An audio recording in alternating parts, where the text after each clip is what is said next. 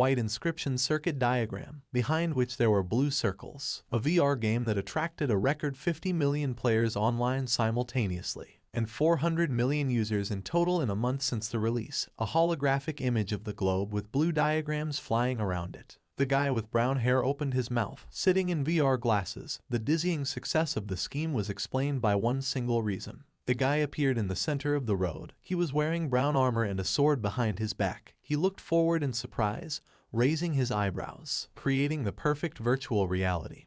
He stood on a mountain that towered over the city with houses that had orange and blue roofs. The sun was shining brightly in the sky. The forest beyond the city and high mountains could be seen in the distance. Many soldiers were walking towards the city. One of the girls turned to the guy with a wide smile. Even those who turned their nose up at the game and said that it was impossible to do this were already busy with their own world in the game scheme. A guy in brown boots stood on the beach. The waves were crashing nearby. The main character is also one of the former skeptics. But now he is sitting in his tiny apartment, enjoying the sea breeze and the scheme. The guy with dark black hair closed his eyes and exhaled. He touched his hand to his head while holding a black sword in his other hand. He was wearing a black shirt and light pants. His name is Lee Kiho, and he is a scheme player. His name here is Mos. Suddenly, someone called the guy, and he widened his eyes in surprise, opening his mouth. He looked over his shoulder and smiled awkwardly, asking what it was. On the beach, holding a weapon, a guy stood, looking displeasedly at Lee Kiho and waving his hand. There was a green dead slime behind him. He said that if he wants to stare into space, then let him find another place and he will only interfere with their work. Lee Kiho waved his hand, awkwardly apologizing. And the guy turned to him, frowning and saying that they are all cleaners here, so don't let him get in the way. The main character, a slime cleaner, scratching the back of his head awkwardly. The guy with black hair walked along the beach where several people were beating slimes with their weapons. He thought that when the scheme became an unprecedented success, in-game money and items began to mean more than real currency. A system window depicting 3 swords, a sword with a black hilt with the inscription common, a sword with a blue hilt and a faint blue glow with the inscription magical, and a sword with a bright purple glow and a golden hilt with the inscription rare. At the moment there are 3 in the scheme rank for artifacts. Ordinary ones are unremarkable and cost little, but magical artifacts of a higher level are a different matter. A sword with a golden hilt on which there was a black design, and in the center a red eye. A strong purple glow emanated from it. The system window showed a cursed sword. Rare, a powerful curse was placed on the sword, corresponding to its formidable appearance. Attack +2, health -2 per second. A silver shield with a glass middle, at the top of which there was a blue stone. A strong blue glow emanated from it.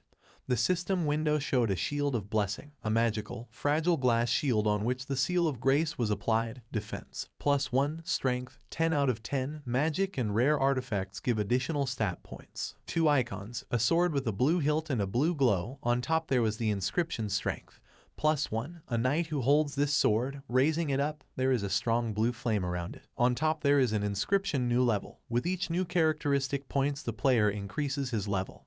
Getting an artifact with +1 is the same as getting +1 to the player's level. The guy with brown hair smiled and punched the stone, which broke under his blow. Stat points significantly increase physical abilities in the game. For example, an ordinary person will fight at the level of a professional boxer if he wears a ring with +3 strength. A huge pile of money collected in bundles, which is why magical artifacts even with a single stat point are valued at no less than 10 million won. A pink frame, with silver decorations on the corners. It contained a pink sword, from which a bright purple glow emanated, which can be said about rare objects. A blue question mark around which blue energy was flying. Only rumors can be told about them, because since the release of the game no one has been able to find a single thing, and it is unknown whether ranks above rare exist. A sword icon that emanated a bright blue glow. In other words, the magic rank is now the most prestigious. A green slime with a big eye looked to the side. A shadow hung over it. Slimes are the simplest monsters from which you can knock out artifacts. A couple of people frowned at the slime, causing a huge number of players to hunt the fairly harmless slimes in hopes of making a killing. Players stood on the beach, raising their weapons at the slimes. One of the slimes ran away from the player. Another player was kneeling with his head down. Such players are called slime cleaners. A chopped slime with a tear in its eye lay on the sand. Behind it there was a wooden gazebo. The chance of knocking out a magical artifact in this way is extremely small. A guy with blonde hair stood over the slime, holding a sword in his hand and clenching his hand into a fist, saying that again. Nothing. Lee Ki-ho passed next to him, looking back at the guy. The main character looked at the guy, thinking that he had been hunting slimes for 2 months. He sighed, hunched his shoulders and said that it was time to take stock. Lee Ki-ho thought that he had never obtained anything magical. The seaside town of Linderk, a large town with many houses and a tall building in the distance. Many people were walking along the streets. Someone loudly asked what. Lee Ki-ho looked forward in surprise, eyes wide open.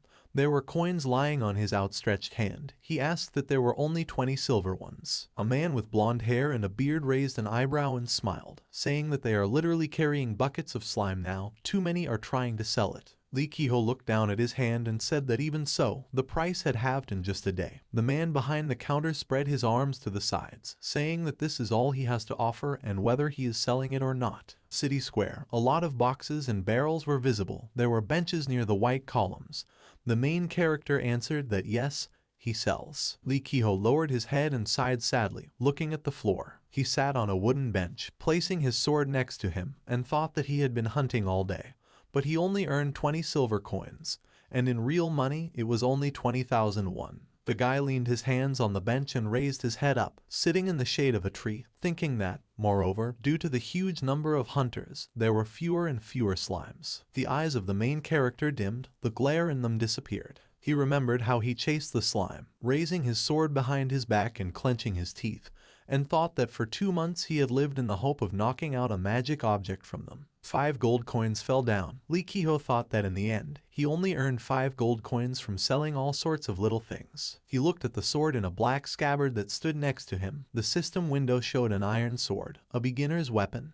Normal. Strength 4 out of 25. Weapon strength, low. The guy thought that the strength of the sword was running out. It would soon break. The guy looked at him sadly. The wind ruffled his hair when he thought that 5 gold coins would not be enough to buy a new one. He looked up again, wrapping his arms around himself as the wind carried green leaves from the trees across the sky. Tears appeared in Lee Ki-ho's eyes and he smiled sadly, thinking that this was a stupid game. The sunset orange sky, a green leaf flying in the wind. In the broken system table there was an inscription that this is a stupid game and luck decides everything. A green leaf fell on Lee Ki-ho's head and he sadly said that he had been working for 2 months trying to save up for college. He looked at the people on the side who were smiling and laughing and thought that if he had known that everything would end like this, he would have given up on trying to knock out the artifact and just enjoyed the game. The guy thought about the beach on which a couple was sitting. A man was standing next to him, looking at the sunset. Another man was swimming in the sea. He thought that he could devote more time to his part-time job.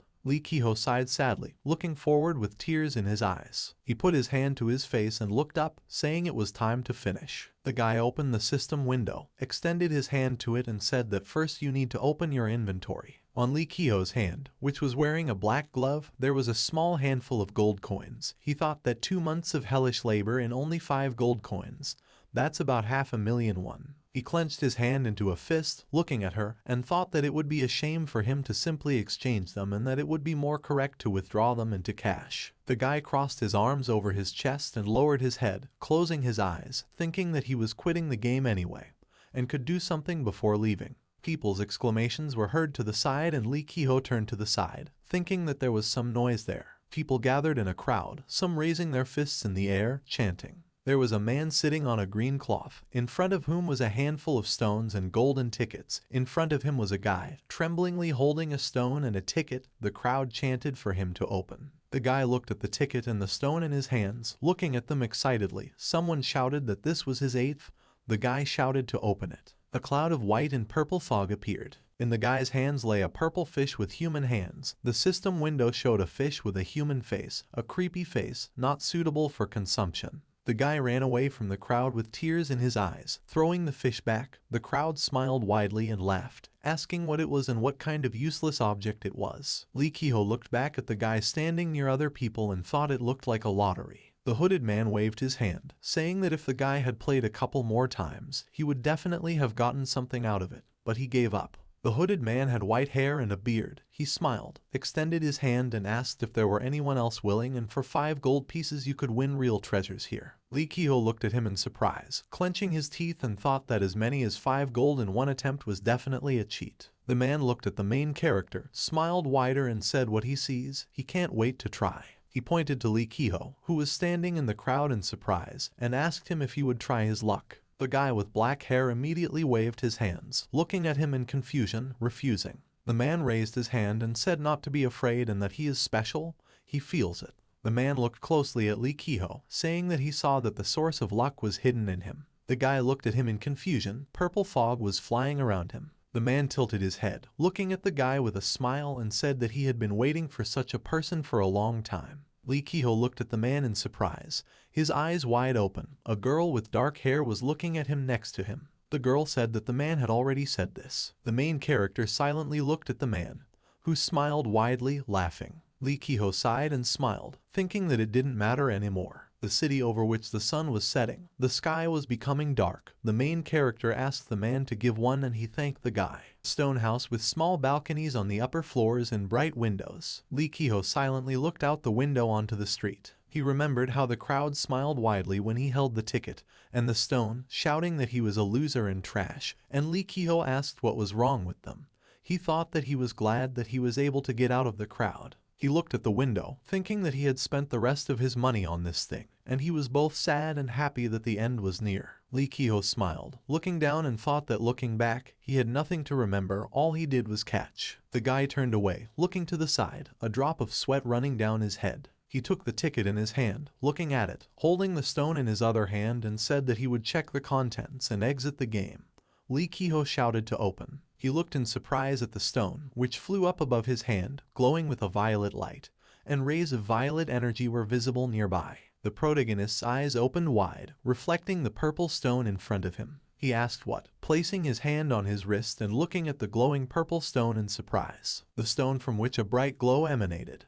When the scheme achieved unprecedented success, game money and items began to mean more than real currency. Magical artifacts are now the most prestigious. Coins fell down. There were large stacks of gold paper money and gold coins. Items even with a single stat point were valued at no less than 10 million won. Lee Kehoe staggered back, looking at the bright purple light and muttered that this had never happened before. There were cracks running through the purple stone that glowed with a bright purple light. The guy covered his face with his hands as a bright purple light shone above his head. From the window of the building, the same light shone. One of the men turned in his direction in surprise, carrying a wooden box in his hands. Lee Kehoe fell to the floor, with pieces of wood flying nearby. He looked at a huge purple ball that was emitting sparks from itself. Lee Kehoe looked in shock at the object that was flying towards him. He extended his hand, onto which a pendant with a blue stone flew, emitting a purple glow. On the guy's hand lay a pendant with a single bright blue stone and a gold chain.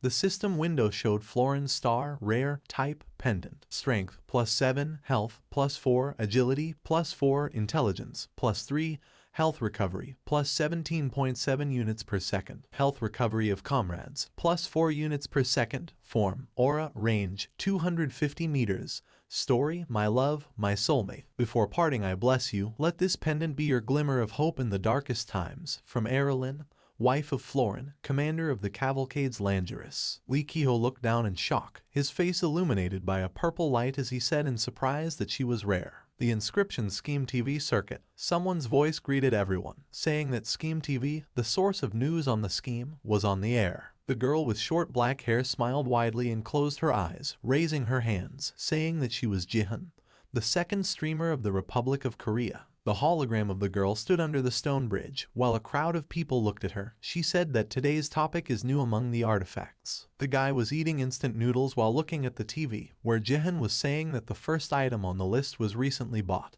and it was the largest amount in the history of the auction. The girl stretched out her hands, between which there was a system window, on which there was a silver ring with a blue stone and the inscription, Aina's ring. Magical, type, ring, health recovery, +4 units per second. Jihan said that this is the Aina's ring that went from auction for 72 million won. A warrior and a magician in fur armor were fighting with a huge monster made of snow, which opened its fanged mouth wide. Jihan smiled widely and raised her index finger, saying that it is said that the ring fell from the boss of the northern region, and its health restoration effect is especially noteworthy. System window showing a silver ring, with a blue stone and gold around it. Inscription: Aina's ring, magic, type, ring, health recovery, plus 4 units per second. Jihan said that healing is considered the rarest magic ability known. This artifact has a 4th value class, the highest to date, and was sold for a record amount. The gold amount of 72 million won. Jihan said that the Aina's ring surpassed even the speed ring worth 63,000.001. The broadcast of the girl was shown on the big screen in the city. Some people passed by, some looked at the screen. Jihan said that the ring became the most valuable artifact. The girl in the red sweatshirt looked at the screen in surprise, asking how it was to restore health plus 4. The man in the suit frowned, looking at the screen, and said that the new car costs 72 million. Jihan waved her hands, smiled, and said that the second item has a top effect. The girl stretched out her hands and smiled widely, closing her eyes, saying that this was a Cavalcade's Langerous necklace, giving plus 3 to strength, bought for 39 million won. It only confirmed the popularity of this effect. Above the girl's hand there was a system window, on which there was a silver necklace within red stone. At the bottom it was written, Cavalcade's Langerous necklace, magical, strength, plus 3. Lee Ki-ho looked at the screen of his phone. A guy looked at it next to him. The main character raised his eyebrows in surprise, speaking harshly. He thought that he had always believed that the world of such prices was extremely far from him, or was so until yesterday evening. On the main character's hand lay a pendant with a blue stone.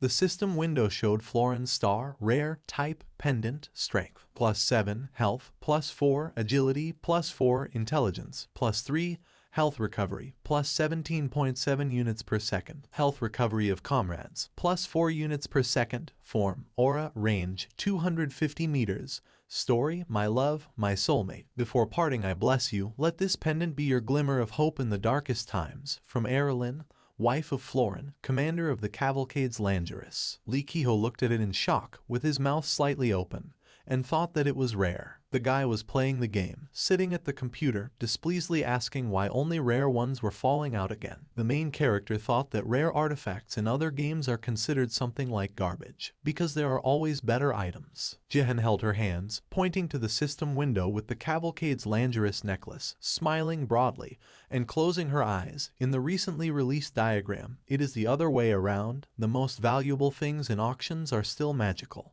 The sword was in a frame that glowed with a bright blue light. Lee Ki-ho held the pendant in his hands in shock, looking at it, saying that it was rare. He thought that it turns out that this could become the first rare item in the game. The guy smiled awkwardly, eyes wide open, and laughed nervously. He clenched the pendant in his fist, holding it up and closing his eyes, smiling widely, laughing and shouting that he had hit the jackpot. Tears appeared in his eyes and he joyfully looked up, cursing. He lowered his head, bringing the necklace to himself, and closed his eyes with tears in his eyes. Lee Ki-ho fell to his knees on the wooden floor. He bowed his head at the window, from which a bright light shone.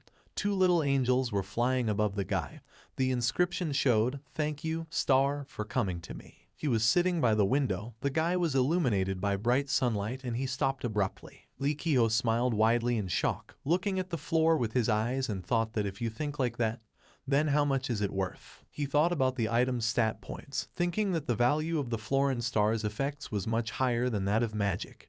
And on top of that, the most popular effect, health restoration, was 17.7 units per second. He spread his arms to the sides, standing on the gold coins with a wide smile. Many other gold coins flew towards him from the sky. He thought that this would definitely exceed 100 million won, or even 10, or even 20 billion. He imagined himself walking down the street with some girl, smiling widely, and thought that he wouldn't have to worry about paying for college. A tall multi-story building. Lee Ki-ho thought that he could buy more than just a nice apartment. The guy thought about the gray car, thinking that maybe he could even buy a car. Lee Ki-ho smiled and opened the system window where the necklace was and asked where the auction was. His finger hovered over the button on the system window that said go to auction. He silently looked to the side and turned around. Lee Ki-ho looked at the blue stone necklace that gave off a purple glow and thought that he wanted to test her. He thought of a man with huge muscles who lifted a stone screaming, thinking that even 3 extra stat points made a player of a completely different level. Lee Kehoe thought about how he was running after the slime on the beach, raising the sword in his hand, and thought that he couldn't even really damage the slime, but using the pendant. He thought about how he was flying in silver armor, holding a sword and shield. There were other players next to him, and in front of him, a red monster with big fangs. Lee Kehoe thought that he would become a high-level player, and whether he could play like leaders. Lee Kehoe held the necklace in front of him with his eyes closed, smiling, and said that he was thinking about everything he had been through. The guy remembered how he walked along the beach among the players who were killing slimes and thought that in his place someone else would definitely sell the necklace. But couldn't he treat himself a little for the first time in 2 months? Lee Kehoe frowned, raising his hand to the system window, and thought that he could do this. Besides, he would always have time to put the star up for auction. A system window where Lee Kehoe's profile was opened. It was written there: Class, Traveler, Level 9, Health 80 out of 80, Mana 30 out of 30, Strength 6, Health 5, Intelligence 5. The guy thought, what the shameful build. He closes his eyes and sighs, holding the necklace in front of him. The guy puts the necklace around his neck, raising his head. On the system window, the strength, health, and agility in the guy's profile were covered with a purple mist. Purple energy was flying in the air. M's eyes widened in shock. He suddenly bent down and swore with a shocked expression, frowning. The guy raised his head. The necklace on his neck flew up slightly. He fell onto the bed, arms outstretched and one eye closed, breathing heavily. Lee Kehoe clenched his teeth, looked down and frowned, thinking that this is pain from an 18-level upgrade. And why simulate pain in such detail? It's just a VR game. He raised his hand, looking at her, and thought that when he had to remove the pendant, it would not be easier. Lee Kehoe opened his inventory. He squeezed the silver coin between his fingers and it bent. The guy looked in shock at the coin in his hands, which he squeezed, and thought in surprise that he could really do this, and that's why everyone was going crazy over artifacts. He abruptly stood up on the bed, sitting on it. Lee Kehoe clenched his hand into a fist and looked to the side, thinking maybe he could test the artifact in action. Among the small houses of the city, a tall white tower with many floors could be seen. Several airships were flying in the sky. From the center of the continent you can easily reach any region. Finding allies for the game will not be difficult. There are a lot of players here. Because the most popular among players is located in the center city, it is called a Sparesen.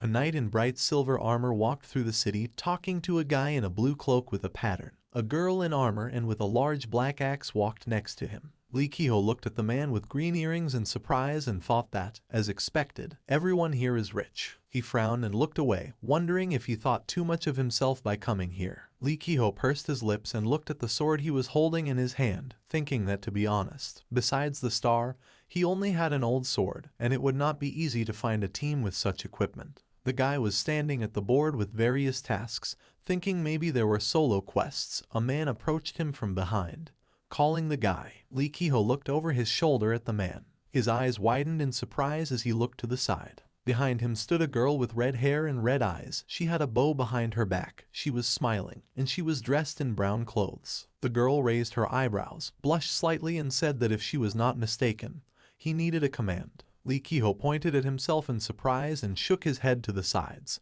stuttering and answering yes. The girl grabbed the guy's hands with both hands. She looked at him joyfully, leaned over and said that she had a place in the detachment and would he like to join them. Several houses, a large white arch, many people walking along the road. A man in iron armor stood against the wall, with his arms crossed over his chest with a bored face. A guy with black hair sat next to the wall, his hands on his knees. The man turned to the guy with black hair, gritting his teeth and frowning, asking where Sharon had gone and where she was. They couldn't miss a single raid. The guy with black hair smiled and closed his eyes, saying that they can wait a little longer, and Sharon knows what he is doing. The girl waved her hand and called them. The guy with black hair pointed forward and said that she had arrived. Sharon walked next to Lee Kehoe, who turned to the side and blushed, scratching the back of his head. The girl said with a wide smile that she said that she would find someone, and now she has. The man raised his eyebrows in surprise, silently looking at the guy. Lee Kehoe closed his eyes, smiling, and said that it was nice to meet you. The man thought that he had beginner equipment,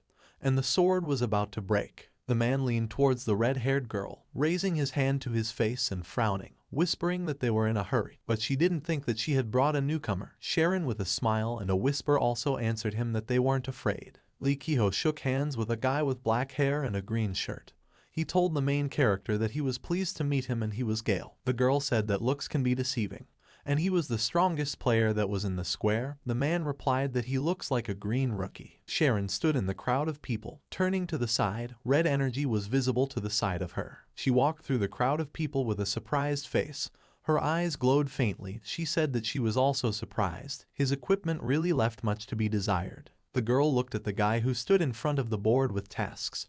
Purple energy emanated from him. The girl said that the guy was clearly superior in strength to everyone around him. The system window showed, Keen Eye, Level 2, increases observation, which is extremely important for an archer. When focusing on a player, allows you to determine the approximate level of his abilities. Someone said that it looked like they were ready. The man in iron armor turned around with a smile, calling the man Mr. Silborn, saying that their quartet was assembled. Lee Kiho's eyes widened as he thought of Silborn. A man with silver hair and a white cape was holding a golden staff with a red stone on the end. People stood behind him. A silver flag with the inscription Silver fluttered in the air. Lee Kiho thought that it was the head of the Silver Guild, and the famous magician Silborn. The man's hand, on which there were 3 rings, 2 gold and 1 silver. The guy thought that they were saying that he had as many as 5 magical artifacts. The man with chin-length silver hair smiled. He had glasses on his face.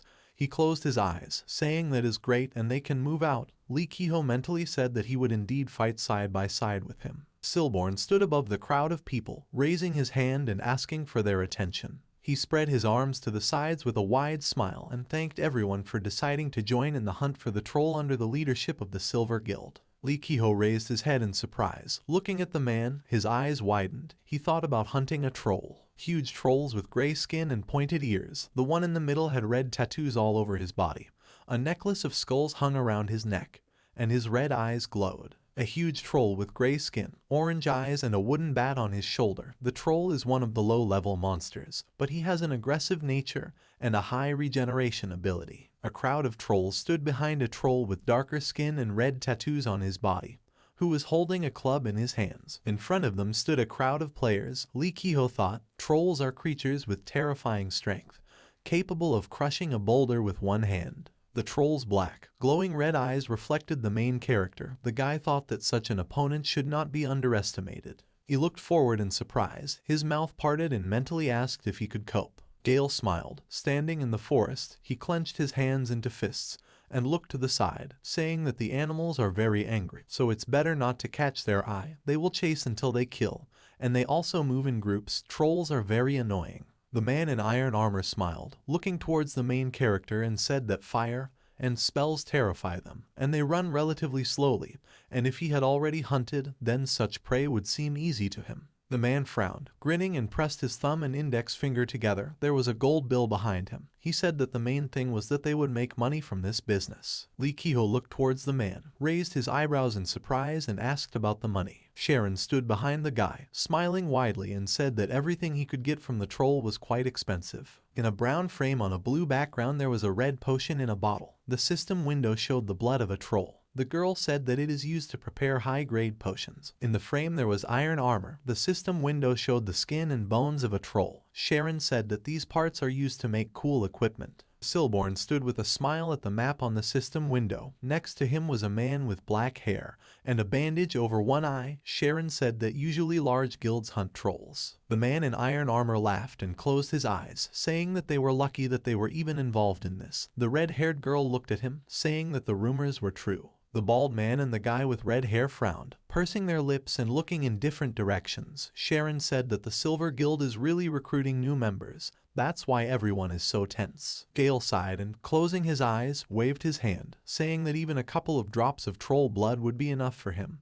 At least he could pay for his studies. Lee Kiho looked at him, asking if he was also a student. The guy scratched the back of his head and, smiling broadly, said that yes, he earns his tuition by playing. Lee Kiho closed his eyes and smiled awkwardly, waving his hand, saying that he also came here because of his studies. Gale gave him a thumbs up, smiling, and said that they were brothers in misfortune and would farm together. Sharon looked at them with her arms crossed over her chest and smiled with tears in her eyes, saying that she wanted to go back to university. The man in armor looked at her, asking her again about problems at work. The girl replied that could it be different when you are a white-collar worker. Someone asked for their attention and the group turned to the side at the sound of a voice. The bald man in a green cloak smiled, closing his eyes, asking them to come closer, and now he would tell them their plan. The group stood in front of Silborn, who stepped forward smiling, followed by 4 more people. The guy with silver hair opened the system window with a map of the area, raising his hand to it. He smiled widely, closed his eyes and raised his head, saying that so, hunting a troll. Standing in front of the crowd, Silborn looked at his card, asking them to turn over their cards. The man frowned as he swiped his hand over the map and said that for the past few days, members of the Silver Guild had been risking their lives to set troll traps in several places. The man was running away from the troll,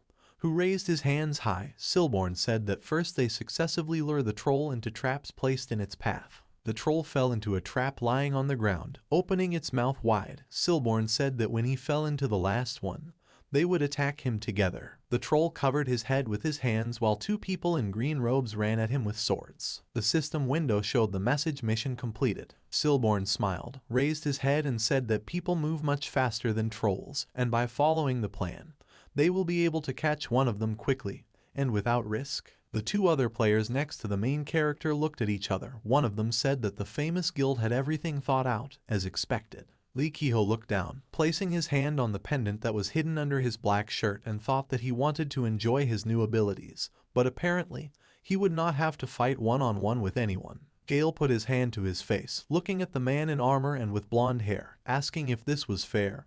He leaned towards him, crossed his arms over his chest and said that they could not change anything. Gale turned towards the main character and opened the system window, pointing at him and saying that there was not a single member of the Silver Guild on the team to lure the troll. The man in armor put his hand to his chin and said that they are most likely in the vanguard. They will attack, and they are probably trying to get participation points. They give more for killing them. Gale looked at him. Sharon raised her hand to her face and smiled, raising her eyebrow, saying that at least thank you for calling them, and suddenly something magical will happen to them. Lee Kehoe looked at her, raised his eyebrows and thought, what does it mean if you are on a team? It is not a fact that you will fight with everyone else. Silborn spread his arms to the sides, looking at the crowd, and said that rewards are distributed automatically depending on the number of participation points, and let them show what they are capable of and do a great job. The third trap area. A group of a guy with red hair, a guy with black hair, and a man with blonde hair were walking through the forests. A guy with red hair, wearing a black headband, raised his head and said that it turns out they just need to find the troll. The guy in the hood looked at him with a smile. The guy with black hair opened the system window with the map and looking at it, said that as soon as they meet him, they will immediately lure him into a trap. The guy with red hair closed his eyes and laughed, asking if the silver ones were going to fight him. That's good. He turned to the guy in the cloak and, smiling, told him that when they were accepted into the guild, they would probably just go hunting too. He laughed, nodding. A frightened sigh was heard from the side. The guy with red hair turned to the side and told the third to look at his feet. His eyes dimmed and he looked away in shock as he saw something. A troll with glowing orange eyes held the third-party member by the bloody head, looking back at the 2 players. The troll growled, white smoke passing between his fangs. Many trolls turned towards the 2 players, walking towards them. The troll in the middle threw the dead body of the player to the ground. 2 looked at them in fear. The guy with red hair cursed, and the other asked in shock how many of them were there. Opening their mouths wide, many trolls roared at them, their eyes white with rage. 2 players ran forward in fear through the forest, shouting that they needed to run. The guy in the hood turned to the trolls, cursing. The guy ran along the green grass. Several blades of grass flew under his feet. He sarcastically noted that it would be easy. Of course. The other one told him to shut up and run. A clearing was visible between the trees. The 2 ran past the trees, emerging into a clearing. 2 trolls also ran past the trees, one of them holding a heavy wooden club in his hand. 2 guys turned back. A guy with red hair asked in fear where the trap was. The other in front of him shouted that it should be ahead between the trees. The guy with red hair clenched his teeth and looked forward again. They saw a group of Silver Guild standing between the trees and shouted to them to come here quickly. They ran along the ground, sweat dripping down their faces. The guy with red hair reached out and finally screamed. He reached back, grabbing his sword, and turned back, gritting his teeth. The guy with red hair swung his sword sharply, leaving a bright mark from the blow, and swore at the trolls, but did not have time to finish. Black splashes were visible in the air. The guy with red hair lay on the ground in surprise.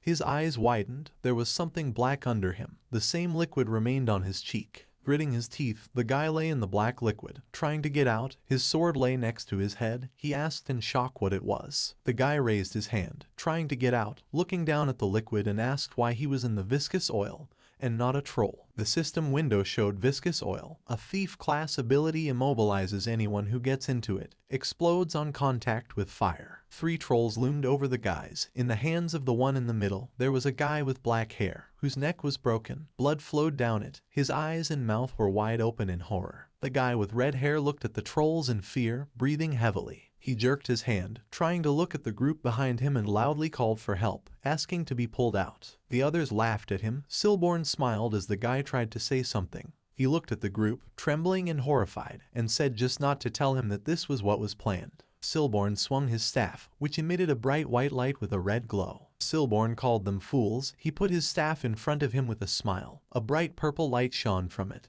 The man's hair fluttered with energy. White energy flowed around Silborn, and a bright white light shone near the group. The guy with red hair opened his mouth wide, looking to the side at the bright light, screaming in fear. A powerful purple explosion passed in front of Silborn, sending out strong energy. The boy with silver hair took off his glasses with a smile. He looked forward from under his brows and smiled evilly, saying that he had said that it would be a quick and safe hunt, asking who would be next. Lee Kehoe stood in front of a huge troll with dark skin and red eyes, looking at him. The system window showed the boss of the location, the Black Mountain Troll. The huge troll looked down with its red eyes, clenching its teeth. Lee Kehoe clenched his teeth and frowned. The shadow of the troll fell on him and the guy clutched his sword in his hand. A group of the main character, Gale, Sharon, and a man in armor walked through the forest. The man was holding a shield in his hands, saying with a smile that he could handle the troll alone.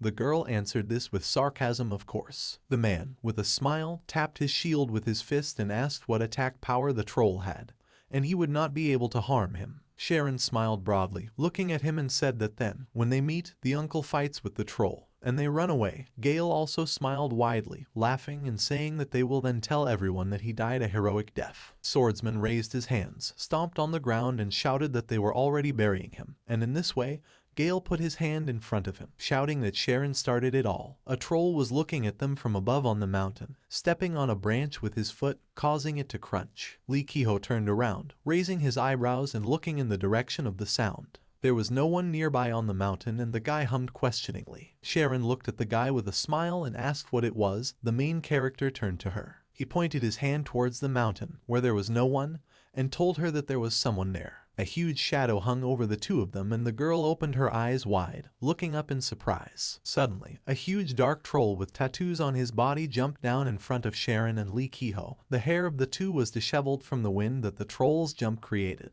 Lee Kehoe looked at the monster in front of him in shock, his mouth slightly open. The huge troll raised the hand in which he was holding a large wooden club, swinging. Swordsman was in front of the two, blocking the troll's blow with his shield. The man clenched his teeth and closed one eye. He sighed loudly, beads of sweat running down his face as he blocked the monster's blow. The troll swung his bat, leaving a bright red mark, and the man was thrown back onto his back. Gale looked in shock at the man who fell and called out to him. Lee Kehoe looked up at the monster in surprise, opening his mouth and asking if it was a troll. The monster towered over the guy who stood in front of him. He clenched his teeth and growled. Lee Kehoe looked at him in shock, with his arms outstretched and his mouth open.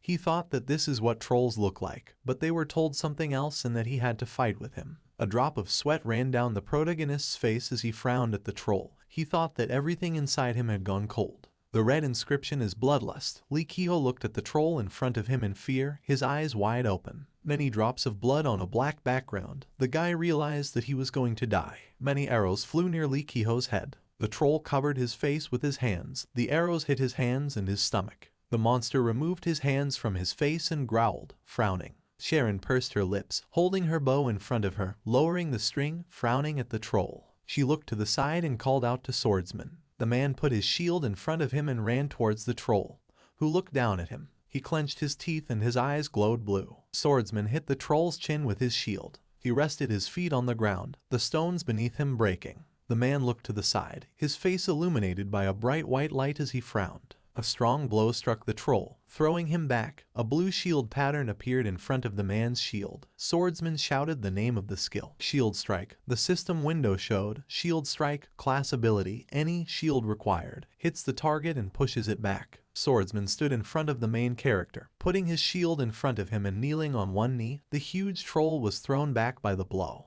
The troll's hand grabbed the tree, breaking it, a vein popping out on his arm. The troll rested his feet on the ground and rolled along it. He lowered his head, pushing the tree away from him, leaves flying from the tree branches, fluttering in the wind. He raised his head, looking at the group, and growled again, air escaping from between his fangs. Swordsman frowned, raised his head to the troll and asked what it was. Sharon was standing behind the man, and he turned to look at her when the girl worriedly asked if he was okay. Swordsman looked up, gritting his teeth, and replied that he was fine, but the damage was 0, although the blow was at full force. Sharon frowned, looking ahead, and said that the arrows were also useless and what should they do. Lee Ki-ho looked at them to the side, holding the sword with both hands in front of him, saying that they could lure him into a trap, and they said that it was easy, considering the slowness of the trolls. Gale, next to the main character, was rummaging through his backpack, looked down at him and said that this troll is unusual, and judging by its size and appearance, it looks more like a quest boss. A huge troll stood above them. His face was hidden by a shadow. Huge fangs and red eyes were visible. Red energy emanated from the monster. Swordsman put his hand to his chin and said that this was for sure, and besides, he came to them alone.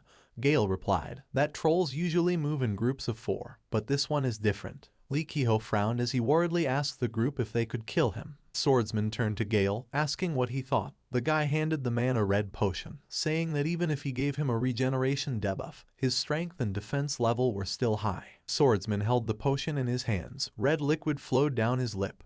He frowned and clenched his teeth, saying that then there was only one thing left. The man stood in front of the main character, holding a shield in front of him. The troll opened his mouth wide, swinging his wooden club. A purple light emanated from the swing.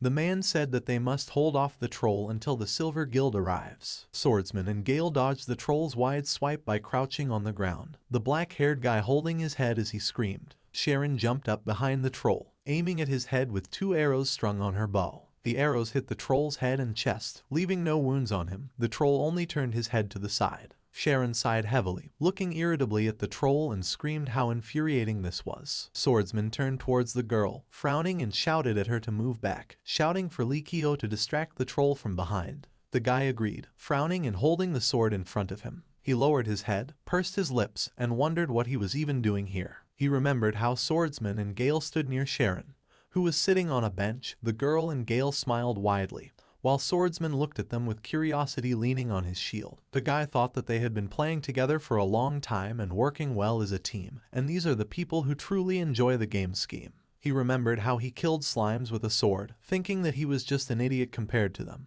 with the hope of hitting the jackpot. The guy looked down at the slime with a crazy look, thinking that he had been killing slimes every day for 2 months. He thought about how he stood next to the rest of the group, laughing and smiling, thinking that he really wanted to get into a real adventure, just like now. Someone loudly called the guy, and his eyes widened in surprise, and he raised his head. Above Lee Ki-ho, a huge troll raised his hand high, bringing his club down on the guy. The main character looked at the troll in fear, with his mouth open, and thought that he was finished. Swordsman jumped out between the troll and the main character, frowning and gritting his teeth. He slammed his shield into the chest of the troll, who leaned to the side. Lee Ki-ho turned away, closing his eyes. The troll lowered his club and rested his hand on the ground, under which the stones had broken. Swordsman and Lee Ki-ho stood next to him. The man turned to the main character and, frowning, shouted at him to get ready. Lee Ki-ho looked at him, opening his mouth and frowning, wondering if someone like him could change if he started a little later than the others. The guy clenched his teeth, thinking that nothing would be enough for him.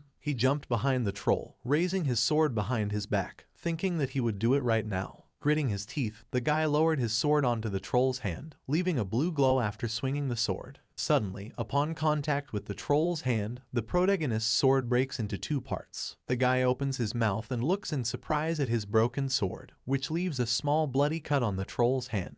The system window showed the weapon's durability 0. Lee Ki-ho clenched his teeth, looking at the fragment of the sword with a shocked look, and mentally cursed. A dense forest with many trees, the sounds of a fight could be heard. Lee Ki-ho flew back, covering his face with his hands, while fragments of stones flew nearby. The guy coughed, frowning, drops of saliva flying out of his mouth. The huge troll swung his hand, hitting the guy in the stomach. The blow sent strong impulses. Lee Ki-ho flew back from him. He landed on his back on the ground, groaning in pain as red shocks rang across the ground. The guy was lying on the ground, near the white smoke. Blood was dripping from his mouth. The system window showed health, less than 20%. Leather gauntlets strength, 0. Leather gauntlets were broken. Sharon turned to Gale, holding a bow, and shouted that the troll was coming and she needed to move aside. The guy turned to her in surprise. He jumped to the side. The troll, clenching his teeth, delivered a powerful blow near the guy, leaving a red light behind the blow. Gale leaned on the ground, crouched on one knee, and let out a groan of pain.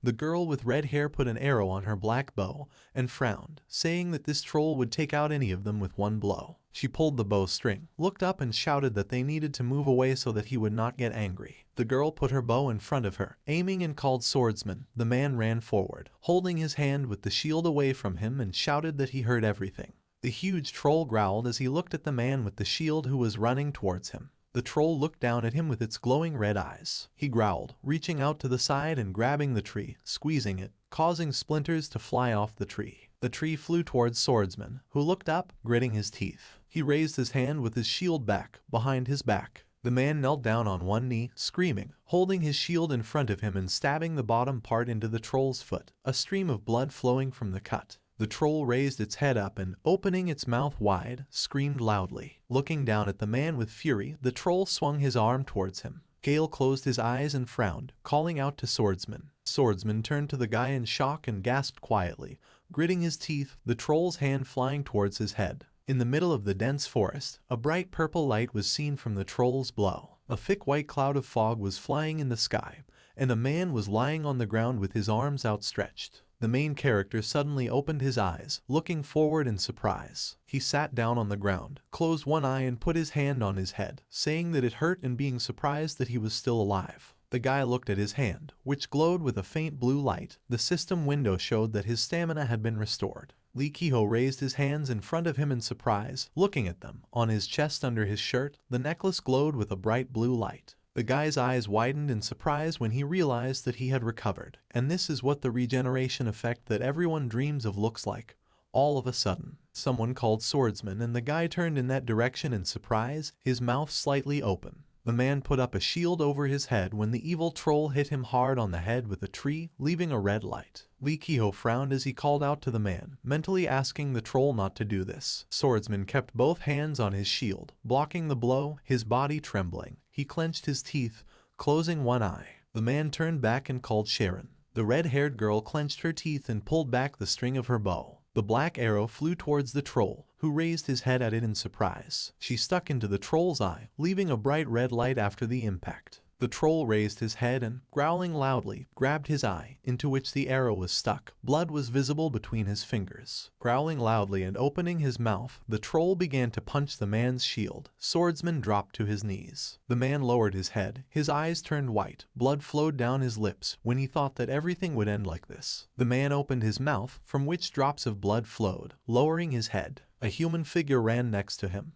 The troll's loud growl could be heard as Lee Kehoe ran towards him. He sharply pushed the troll in the stomach with his back, and he lowered his head on him in surprise, raising his hands high. The troll flew back from the blow of the main character. The guy looked up at him in surprise and opened his mouth, mentally asking what happened. Gale sat next to Swordsman's body, looking to the side in surprise, and asked what it was just now, a throw with a deflection. Breathing heavily, Lee Kehoe stood in front of the fallen troll, taking a fighting stance. His eyes widened in surprise. His mouth parted as he thought that he did not know that such a hulk could be toppled. The main character turned back, looking at Gale and Swordsman, who was lying face down on the ground, asking the guy if he was okay. He replied that he was okay.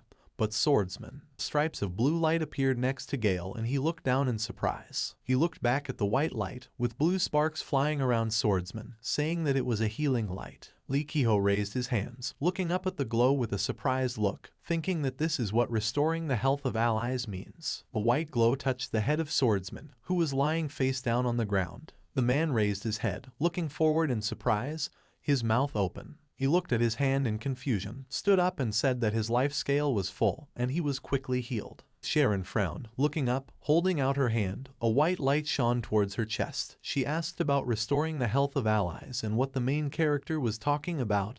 He laughed nervously and scratched the back of his head. Swordsman looked up at the main character in confusion and thought that this guy did not look like a simple beginner. Behind Lee Kehoe, someone growled, and the guy turned around in surprise. In front of him and Sharon, a troll sat on his knees, trying to get up and growling, drops of blood dripping from his eye and holding his face with one hand.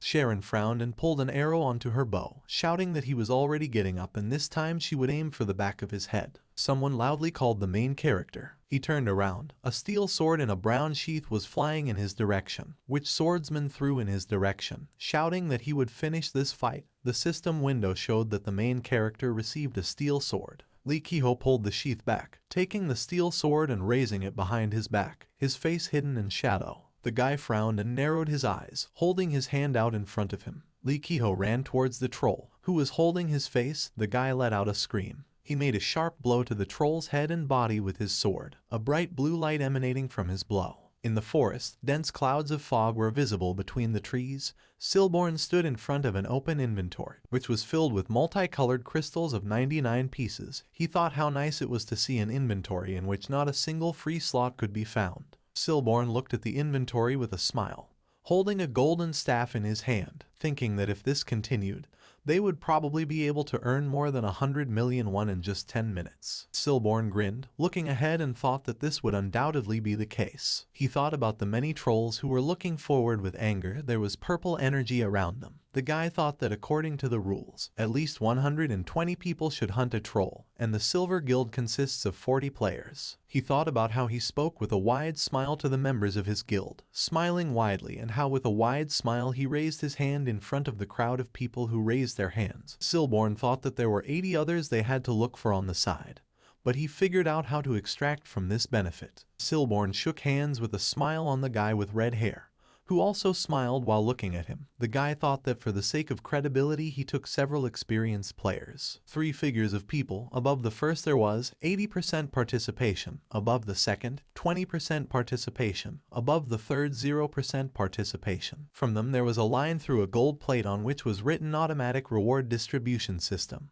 The person with 80% received 3 gold bars, with 20% 1, and with 0% nothing. Silborn thought that the auto-reward distribution system relies on the contribution of the quest participants to its completion. The quest rewards will be distributed according to the difficulty of the task completed by the player, so he, having killed all the trolls, will receive the highest percentage participation. Silborn smiled evilly, narrowing his eyes and frowning, red sparks flying next to him. He thought that of course, due to the deception, rumors would spread, and if his reputation suffered, he would simply go into the shadows for a while until everything died down, and then to be an altruist for a little while and get rid of the past, as if it had never happened. He mentally asked himself, "Isn't this brilliant?" The members of the Silver Guild stood in the clearing, looking in surprise at the system window that opened in front of them. On the system window it was written, "The quest is completed. The troll hunt quest has been successfully completed." Soon a note in parentheses appeared on the system window that the main goal of the quest was to destroy the troll named Black Mountain. Silborn frowned, looking at the system window with his mouth open and thinking about the Black Mountain and what was happening. The same system window opened in front of the other 2 players and they looked at it in surprise. Several system windows opened, on which it was written, "The Black Mountain was destroyed. The automatic reward distribution system was starting. The group with the maximum percentage of participation.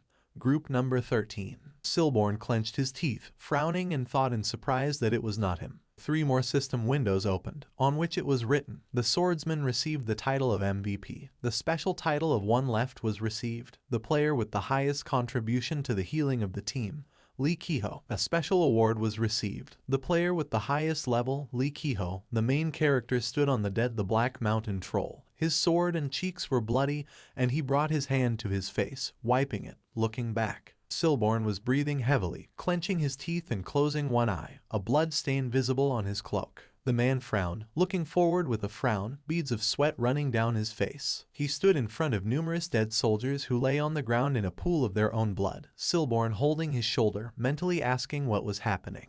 It was night, the sky was dark. Breathing heavily and clenching his teeth, Silborn pressed his back against a nearby stone and thought that he had neither mana nor health. He remembered pointing ahead to the soldiers from the Silver Guild to grab the team and bring them to him. Silborn thought that he was trying to get to this team number 13. who took credit for winning the quest. Several people in dark cloaks and clothing walked past the dead soldiers. One of them said that they had finally found Reborn. 3 people in cloaks stood in front of the head of the guild, with weapons in their hands. One of the people said that it was interesting to see how a top player runs away like a rat, and he is at a dead end. Reborn swore loudly at them, asking what the Dark Guild forgot here, and what do they need from him. Because of the dark hoods, people's faces were not visible, only their mouths and eyes. One of the people said that he didn't know. The second person pulled the sword out of its sheath, saying that Reborn would not live anyway, so let him surrender. The guild leader clenched his teeth. There was a cut on his cheek from which blood was dripping. He cursed. 2 shadows loomed over him. The sky was dark, the treetops were visible, a bloodstain was visible, and Reborn's loud scream was heard. Plaza Espargana, a large city with many houses. People walked along the streets. The store sign, which showed a brown backpack, the clerk shouted welcome. A salesman with brown hair and a gray shirt looked with a smile at Lee Kehoe, who was looking around and pulling something out of his pocket. The salesman asked if he was looking for something, and the guy replied that not really. Lee Kehoe frowned as he placed a black ring with a red stone on the counter and said that he wanted to put the item up for auction. The guy looked decisively at the seller, raising his head and pursing his lips. A few hours earlier, the sunset sky was visible between the trees. Swordsman, Gale, Sharon, and Lee Kehoe stood in front of a large round sphere, looking at it in surprise. A bright blue light emanated from the sphere. Sharon put her hands behind her back and smiled, saying that the core was right. Swordsman also smiled, looking forward, and said that most likely it was different from the usual one because it was the boss. Lee Kehoe raised his eyebrows and looked down at the core, a silver core, on which there was a glare of blue light. The system window showed the core, an item that can be obtained after killing a monster, something like a treasure chest. Many silhouettes of monsters, inside of which yellow, blue, or pink cores could be seen. The type of core depends on the monster. The silhouette of a huge dragon, with bright orange eyes, which opened its mouth. Inside its chest there was a bright purple core, in front of which was an iron sword. The stronger the monster, the larger the core, and the higher the chance of getting a good item. Lee Kehoe looked at the core in front of him in surprise, thinking that these were the rules of the scheme game, and he never thought that one day he would see such a large core. Sharon called the guy, extending her hand in his direction, and he looked back at the girl. She said that he should open the core. Lee Kehoe pointed to himself in surprise. He asked. Gale bent down and with a wide smile pushed him forward, telling him to open quickly. Sharon gave the guy 2 thumbs up, shouting that he had the highest percentage of participation. Lee Kehoe stopped on the ground, his feet illuminated by blue light. The guy extended his hands to the sphere, which hovered above the ground, illuminating the ground around. He frowned, raising his hand to the sphere, and said that he was beginning. Sharon and Swordsman clenched their hands into fists as the entire group looked at him worriedly. The protagonist's hand rested on the sphere. A bright blue light passed between his fingers. The entire area around the group was illuminated by a bright white light. The main character stood in front of the sphere. Many system windows showed. Items will be distributed according to the participation percentage. Received, Black Mountain Bone 3 pieces. Received, Black Mountain Hide 3 pieces. Received, Round Steel Shield. Received, Steel Long Sword. Received, Argon Mountain Boots. The entire group stood in front of the many system windows that appeared in front of them. Lee Kehoe looked at them in surprise with his eyes wide open. The other 3 all smiled widely, closing their eyes and raising their hands. Lee Kehoe smiled widely with tears in his eyes, holding out his hand and remembering how he chased the slime, thinking that all those days of hunting slimes pale in comparison. Another system window opened in front of the main character. The guy put his cheek on his hand, frowning at the system window, and hummed thoughtfully. A system window showing a black ring with a red stone, a mountain ring of Argon's power, magical, quantity 1, trading time 24 hours, starting price 80 gold, as well as a button to put up for auction. Lee Kehoe sat at the table, looking at the system window, wondering if the starting price was normal, and if in terms of real money, then it was 8 million won. The guy put his hand to his face, looking up, thinking about the Jan show, where she talked about selling artifacts, thinking that it was difficult to navigate, because the costs can vary greatly depending on the type and effects of the artifact, and lately the prices have been getting lower and lower. Below, Lee Kehoe lowered his head in front of the system window, frowned and closed his eyes. He extended his hand to the system window, clenching his teeth and looking at it, thinking that it didn't matter anymore. The guy pressed the button to put it up for auction and thought that if only he got pregnant. The sky was orange from the setting sun, and a 3-story house could be seen on the street. Lee Ki-ho sat on the bed, wondering if 80 gold was not enough. He put his finger to his lips, looking to the side, and thought that maybe it was worth increasing the price. The guy clenched his hand into a fist, smiled with tears in his eyes, and thought that it was too late. And what's the point of feeling sorry now? And at least he won't be accused of greed compared to the others. And the ring adds +1 to strength, so everything is fine. The guy fell back on the bed, raised his hands, and said that he was tired. He exhaled and put a hand to his face, looking at the ceiling. Lee Ki-ho looked at the ceiling, thinking that so much had happened, and he himself killed the troll in his first group quest. The main character remembered how he stood on a huge troll, wiping his face of blood. He remembered how their entire group stood in front of the system windows that displayed the dropped loot, and thought that he had received some good items. He remembered how he stood with a smile in front of the system window, which displayed a request to add as a friend. Sharon stood with a smile in front of the same system window, and Swordsman and Gale stood next to the smiles. He remembered his system window, on which was written a list of friends. There were Sharon, Swordsman, and Gale. Lee Ki-ho remembered how he smiled. Under his black shirt there was a pendant that glowed with a bright blue light. The guy thought that if he had not won the Florin Star in that lottery. The guy suddenly opened his eyes. A white virtual reality helmet was visible on his head. The guy sat down on the bed, taking off his helmet. A notification came to his phone next to him, and he asked in surprise what time it was. Lee Ki-ho picked up his phone and turned it on, looking at the screen. A window with a message was visible in which his mother asked if he was eating well, and should he not eat only noodles and buy at least rice. She put some money on his card just in case, so that he should not worry. On the phone the guy was holding, there was this message from his mom. Lee Ki-ho smiled, looking at the message, and said that he would have a salary from his part-time job tomorrow, and she shouldn't have worried so much. There were two notifications on the phone. One said 65,001 was debited from Lee Ki-ho's account. Details: PC Telecom, balance 107,540. The second was 35,001 was debited from Lee Ki-ho's account. Details: payment for transport card, balance 72,540. Lee Ki-ho looked at the phone with tears in his eyes, his mouth open in shock, and loudly asked what they were doing. He frowned when a notification came on his phone again and said that they had robbed him without even allowing him to enjoy the moment.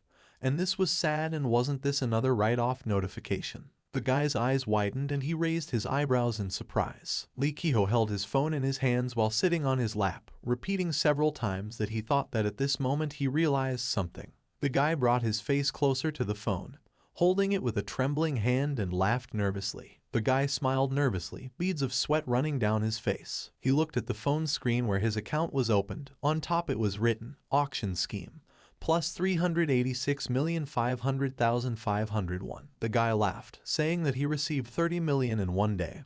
He thought that now his future would be connected with the scheme. A white building with a black sign that says scheme. The official representative office of the game scheme in the Republic of Korea thanked someone for the visit. Lee Ki-ho walked out of the building, walking down the stairs, with a bag in one of his hands and a phone in the other, looking at it. The guy pressed something on the phone with his finger, thinking that he had received money for the ring, and began to prepare for more serious matters. There was a to-do list open on the phone.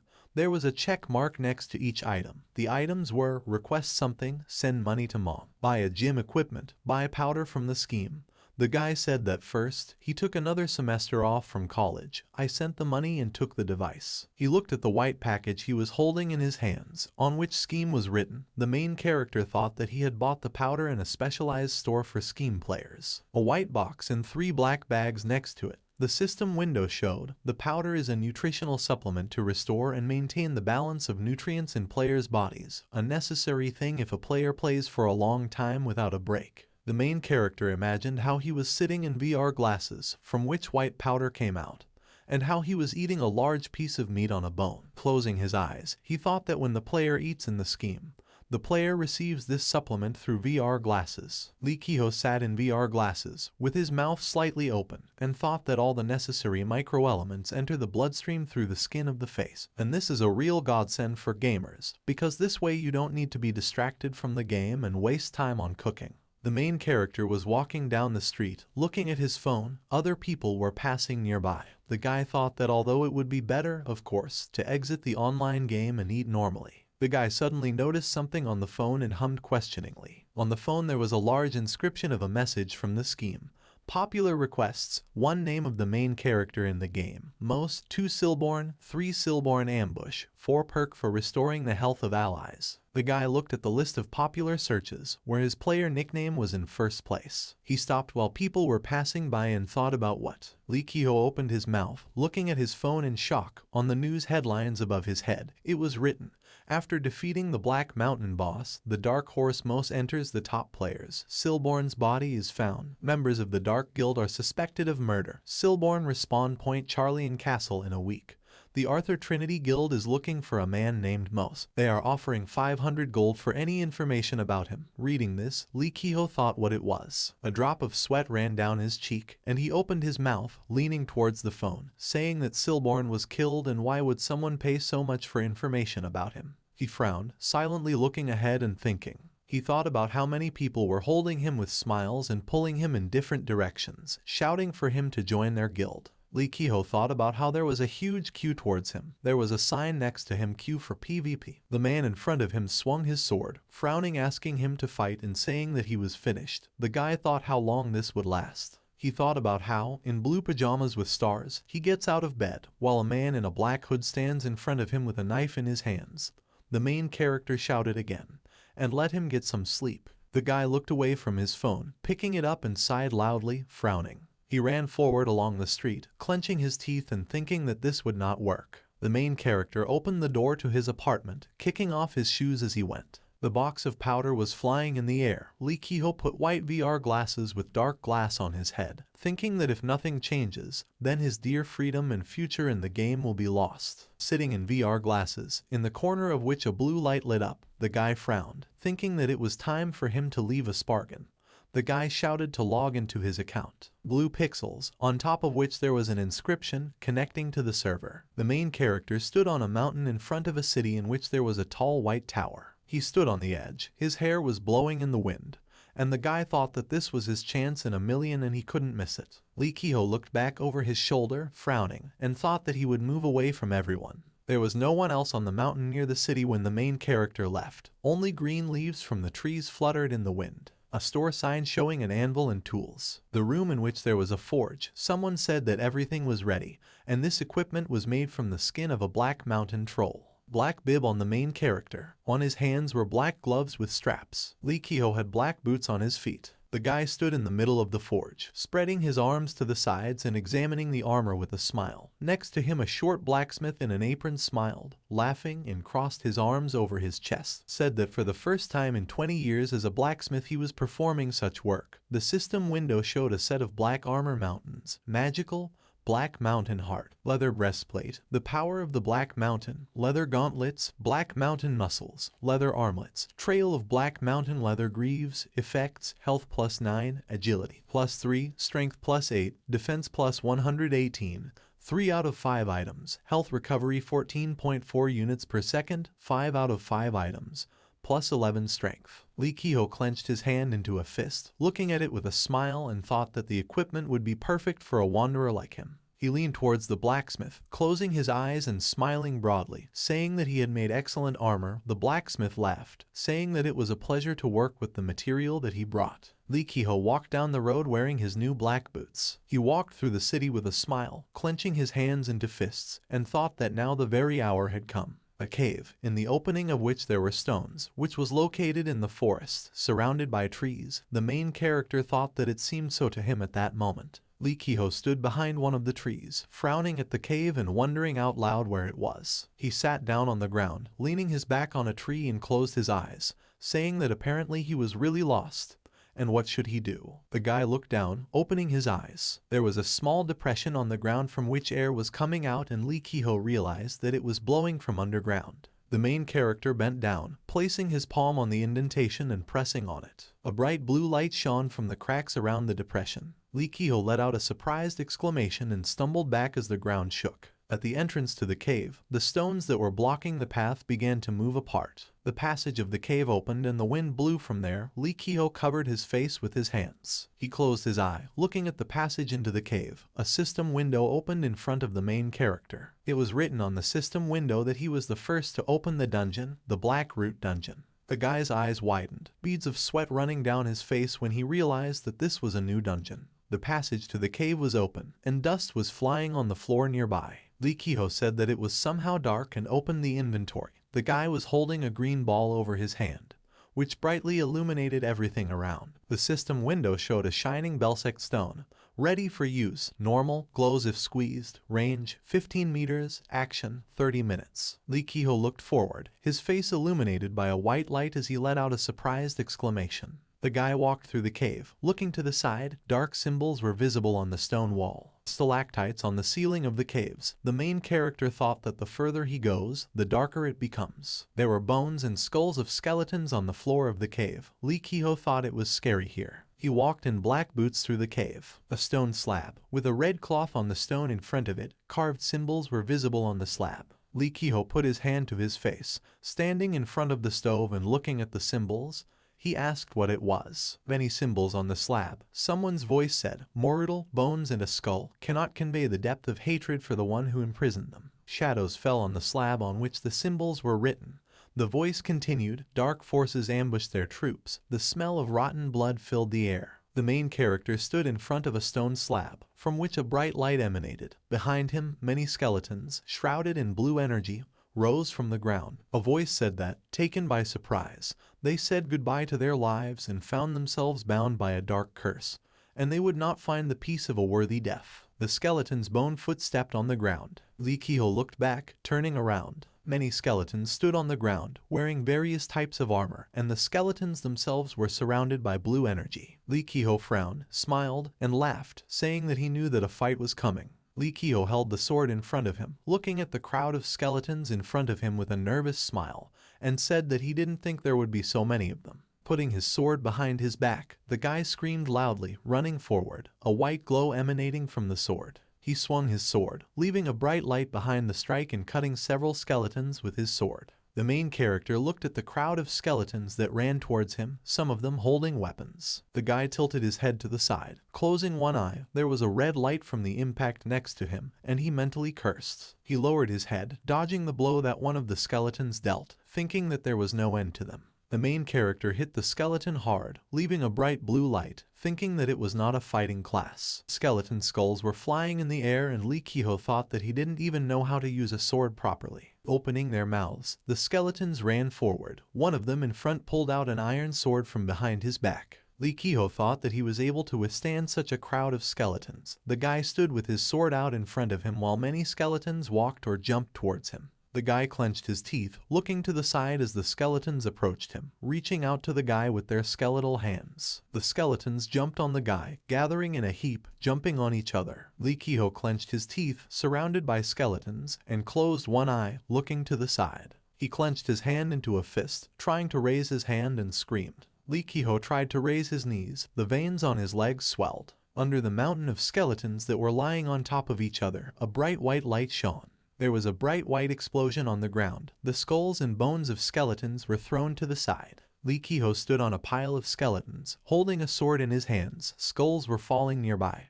He smiled, thinking that the use of power was more like a supernova explosion, and it would be impossible to do this without the support of staff at his level. And this is what the union of an artifact with magical armor and weapons. The guy frowned and looked down, sighing. Below him stood more skeletons. The one in front growled and waved his dagger, which he was holding in his hands. Lee Kiho smiled when he saw them. He raised his sword back, leaned down with a wide smile, and said that it was time to end this battle. Bones and skulls lay on the ground. A dark passage into a cave was visible. A sword was stuck in the ground and someone was breathing heavily. The main character stood holding a sword in front of him, looking around with heavy breathing. Various bones and skulls lay around him. He wiped his face with his hand. A drop of sweat flowed down him. The guy asked if that was all. A bright light shone to the side of him and Lee Kiho raised his palm to his forehead, looking up. Two system windows appeared in front of him and the guy looked at them in surprise, his mouth parted. On two system windows there was a phrase, "You have a new level." The guy opened his mouth wide and blushed, looking up, thinking that he had only killed a few skeletons,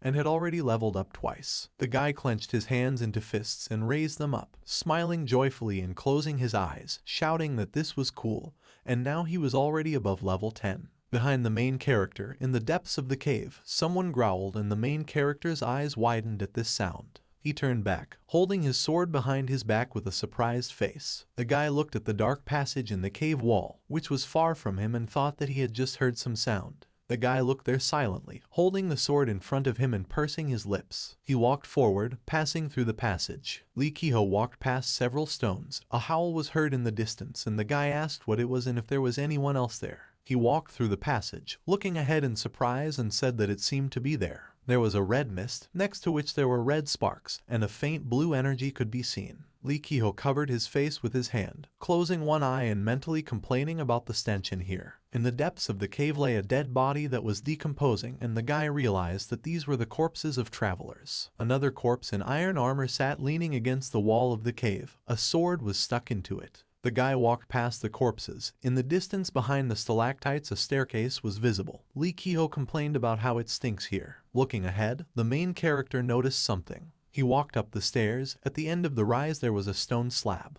There was a stone slab at the end of the stairs. It was illuminated by light. There was a black cloth covering the stone in front of it. Lee Kiho said that there was another slab here. He stood in front of her, putting his hand to his chin, and asked what was written on this one. Holding his hand to his chin and looking down at the stove, the guy read the phrase, "I hate them." Houses in the city that were on fire. In front of them stood a crowd of people with weapons and crazy eyes. The guy read, "I hate the imperial family. They burned their village using their fuel." The man's hand, which was all stained with blood, mercilessly killed his entire family. Silhouettes of people in masks, with a spike on their heads, scoundrels hiding their faces. They attacked quietly, like ghosts, cowardly deserters who disobeyed the order of the emperor. A guy with crazy eyes from which tears came. He sent forward a golden staff, with a red stone from which a glare of light came off. They destroyed their houses, grinning devilishly. Therefore he, Moruthel, the shaman of the village, curses them. Two silhouettes of soldiers with swords, to which a man was reaching out. Pieces of skin were coming off his hand,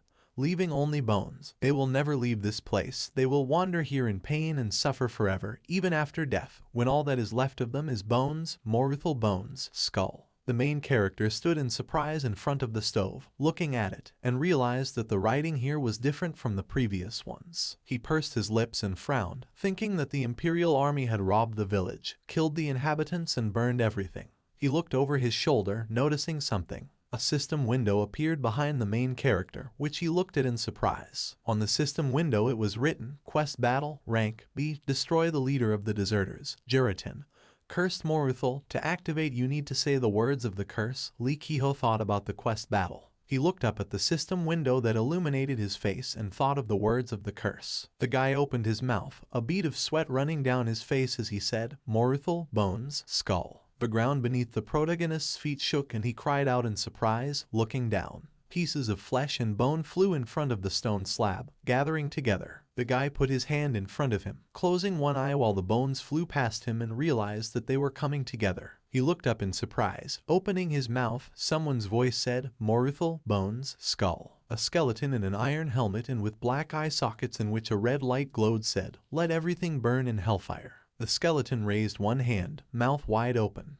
He was wearing red clothes, over which there was armor, and the skeleton asked loudly how dare he defile him with his pathetic words. Lee Kiho stood in front of the monster, holding a sword in front of him, while he said that he should have pulled out his organs alive and ground them to dust, and not starved him. The main character clenched his teeth and looked at his hands, which were shaking, and thought that he was trembling all over. He stood in front of the skeleton, looking at it in fear. Red energy emanated from the monster, red sparks flew in the air, and he said that it was he who freed him, uttering the words of the curse. The main character took a fighting stance, holding a sword in front of him, and said that he had guessed right. The guy frowned, shouting at the monster that he would be responsible for killing innocents and destroying the village. The eyes of the huge skeleton emitted a red light. He threw a sharp punch at Lee Kiho and he flew back. The guy's eyes widened in shock and pain, beads of sweat running down his face. The skeleton stood in front of the wall, into which the main character crashed with a strong blow. Clouds of dense white smoke were flying around the skeleton, and he asked the guy if he dared to judge him. Lee Kiho jumped away from the wall, which was cracked. Drops of blood flew out from behind the main character's mouth, and the skeleton said that he was just an arrogant, stupid person. The boss looked down at the guy with his mouth wide open and shouted that he couldn't live. The boss of the location. Each of them has their own unique name. 12 trolls marked in yellow.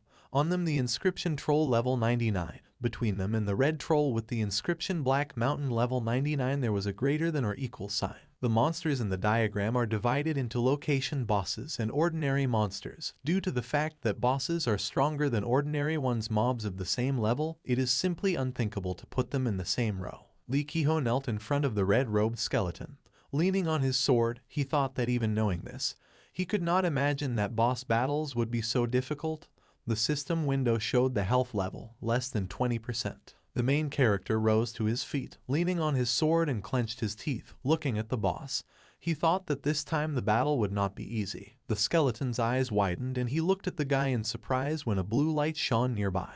Under the protagonist's armor, a necklace was visible, and he put his sword in front of him, looking to the side. While blue energy flew around him, Lee Ki-ho thought that as long as he held on, he could heal and his whole body ached in pain, but the regeneration was almost instantaneous, thanks to the effects of Florin's star and his new armor. The skeleton clenched his fists and ran at the guy with his mouth wide open.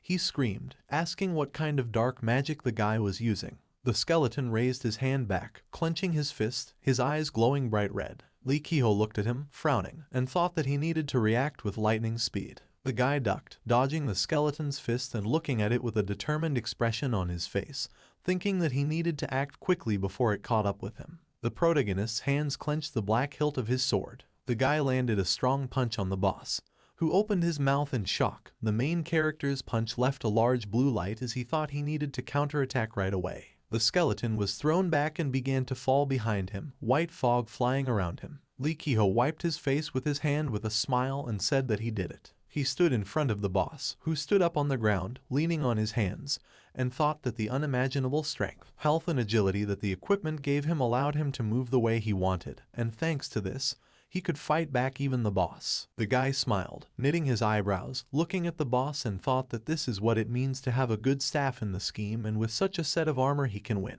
The skeleton rose to his feet in front of the guy, saying that even though his body was cursed, he would fall at the hands of a newcomer. The skeleton raised his hand, looking at the guy with red glowing eyes, and said that he would kill him, rip the skin off his bones and free himself from the curse. Lee Ki-ho smiled widely and ran towards him, holding his sword, shouting that he should talk as much as he wanted. A blue pentagram appeared under the boss's feet, from which blue light emanated and blue lightning sparkled. He opened his palm, saying that the crazy little bug does not know his place, and he will show him what the difference in classes means. The main character's face was illuminated by a bright blue light, and he closed one of his eyes and clenched his teeth. The boss shouted to remove the containment seal. Dense white clouds of smoke covered everything. Red sparks flew in the air. The tip of the sword was placed in the middle of the pentagram, from which blue sparks emanated. The boss stood in front of the pentagram, holding his hand over a blue sword that was floating in the air. Above it was written, Jiratin, level 35, and the main character realized that his level had increased. There was a strong white shock on the ground in the cave. Jiratin stood away from the guy, with his back to him, with his hand outstretched, holding a sword. Streams of blood could be seen from the guy's chest. The guy screamed loudly, drops of blood flew out of his mouth, and another large blood stain was visible on his chest. Jiratin spun around, raising his hand behind his back and holding a huge blue sword. He ran forward, extending his hand with the sword forward, and the main character looked back at him, holding his chest. The boss hit the guy on the back from behind and he arched his back and screamed loudly in pain. The main character rolled across the ground from the impact, hitting it a couple of times. He crashed into the wall, his mouth wide open in pain, a trail of blood visible on his chest. Jiratin smiled as he raised his sword and said that he couldn't cut it in half with one hit because of his magic and how annoying he was. The boss looked at the guy with his red eyes, saying that there was no point in swinging the sword anymore, and he would put an end to his miserable life. Lee Ki-ho frowned and closed one eye, breathing heavily. He thought that this was hellish pain, and if he hadn't been wearing this armor, he would have died 20 times already. The main character smiled. Sweat flowed down his face and he thought that now he was no longer the same person he was before. The guy rose to his feet, hanging his head low, and thought that he had 300 health units. The guy looked forward with a smile. The necklace glowed brightly with blue light on his chest. The guy thought that his health was restored by more than 100 units every couple of seconds. Blue energy swirled around Lee Ki-ho's hand. Under the guy's black armor, a necklace was visible that emitted a blue light. The guy thought that as long as he did not die, he would always have a few seconds to fully restore his health. Lee Kehoe held the sword in front of him, smiling, and thought that it was difficult to imagine that the lottery pendant would play such a big role in his future. The system window showed that his health was completely restored. The guy stood with a smile in front of Juritin, who looked at him, saying that he was really able to withstand the blow of his sword. The guy replied that he took his chance and was back in action. The guy frowned, holding the sword in front of him, and said, saying that he would definitely destroy it, avenging all the dead villagers. Juritin put his hand behind his back, holding his sword, saying that the guy was just a cocky brat. The boss's sword suddenly fell on the main character, and he raised the sword above his head, clenching his teeth to block the blow. Drops of sweat ran down the protagonist's face, and he looked up, thinking that Juritin had incredible strength. The guy sat on one knee, blocking the blow. Sparks flew between his sword and the boss's sword.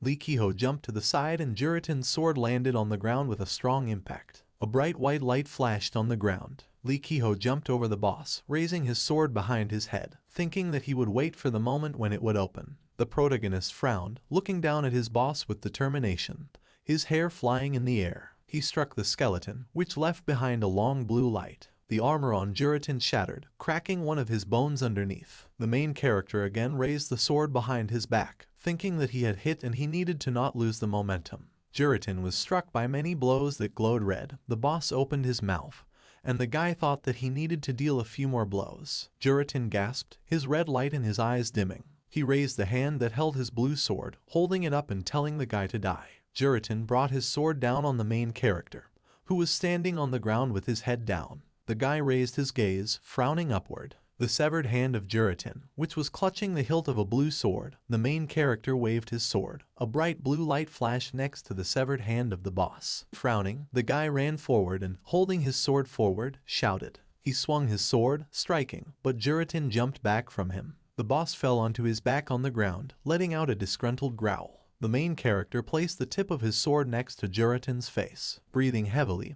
the guy looked at the boss, holding the sword in front of him. Lee Kehoe frowned, a bead of sweat running down his face as he told Juritin that was it. The skeleton clenched his teeth, looking at the guy in shock, and asked how this was possible and what he even was. Juritin opened his mouth, looking at him with a mad look, and asked if he was the creature that blessed Bellic, or the heir of Bernador who opened the chest of the dead, and how he was able to defeat him. Juritin, a former knight and golden predator of the Great Imperial Army. Lee Kehoe frowned as he looked at him, asking about the Great Imperial Army. He wondered if Juritin could hear himself. The main character extended his hand with a sword, pointing it at the skeleton, and shouted that he was just a pathetic murderer who was defaming the Empire. Juritin looked at his sword while sitting on the ground, saying that he calls him a killer, but he has no idea what it means to be a warrior. Lee Kehoe looked at him with displeasure, saying that he attacked a peaceful village where he killed all living things, and this, in his opinion, was the act of a warrior. Juritin's red eyes glowed brightly as he screamed that they had no choice, and the famine began.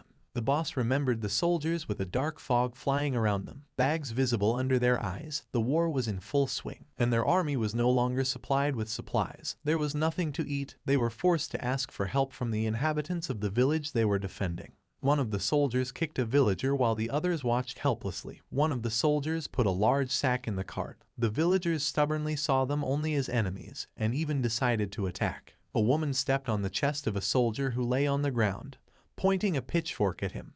One of the men held the soldier by the clothes as he frowned, reaching for his fallen helmet. The soldier's iron helmet hit the ground. Silhouettes of many soldiers with crazy eyes and weapons in their hands. Juritin said that they did not have an ounce of gratitude for trying to protect them, and those little bugs do not know honor for trying to fight the Imperial Army after all that they did for them. Juritin looked at the main character, who pointed his sword at him, holding his hand out in front of him. Lee Kehoe lowered his head. His eyes were hidden by a shadow, and he asked that it was only because of this that they killed everyone. Juritin replied that of course, and not a single pathetic worm survived. Juritin with a crazy look remembered Moruthel, who with tears in his eyes pointed his staff at him. He said that if Moruthel's curse had not been on him, this would have been such a wonderful memory. The protagonist's gaze was distorted by rage, and he frowned at the boss. The guy lowered his hand, extending his sword hand forward, and said that he asked him if he knew what it meant to be a warrior, and let Juritin believe him that he knew a lot more about it than someone like him. The guy put his hand to his chest, frowning, blue energy flying around him. He said that he served for 2 years. Lee Kehoe grabbed his sword with both hands, raised his sword, and said that he took the oath of a soldier. They swore an oath in front of the people and the nation. Looking down angrily, the guy loudly shouted that they were the army of the Republic of Korea, raising his sword high above his head. The guy lowered his sword on Juritan's head. A bright blue light emanated from it. The boss's skull was split into pieces by the main character's blow. The guy turned his back to the boss, who fell to the ground, a dark mist emanating from him. The guy's eyes covered his hair and he pressed his lips together. Lee Ki-ho blushed deeply, raising his hand to his face. A blue arrow pointed at him, above which there was an inscription that Lee Ki-ho had a bad memory. He thought that he had said such nonsense about the soldier's oath and he completely went crazy. A system window appeared in front of the main character, and he looked up at it. Many system windows appeared above Lee Ki-ho's head, on which it was written that the guy had a new level, and the main character raised his head, looking at them. He smiled nervously as he looked at them and realized that he had risen 6 levels, and it was all thanks to Juritan.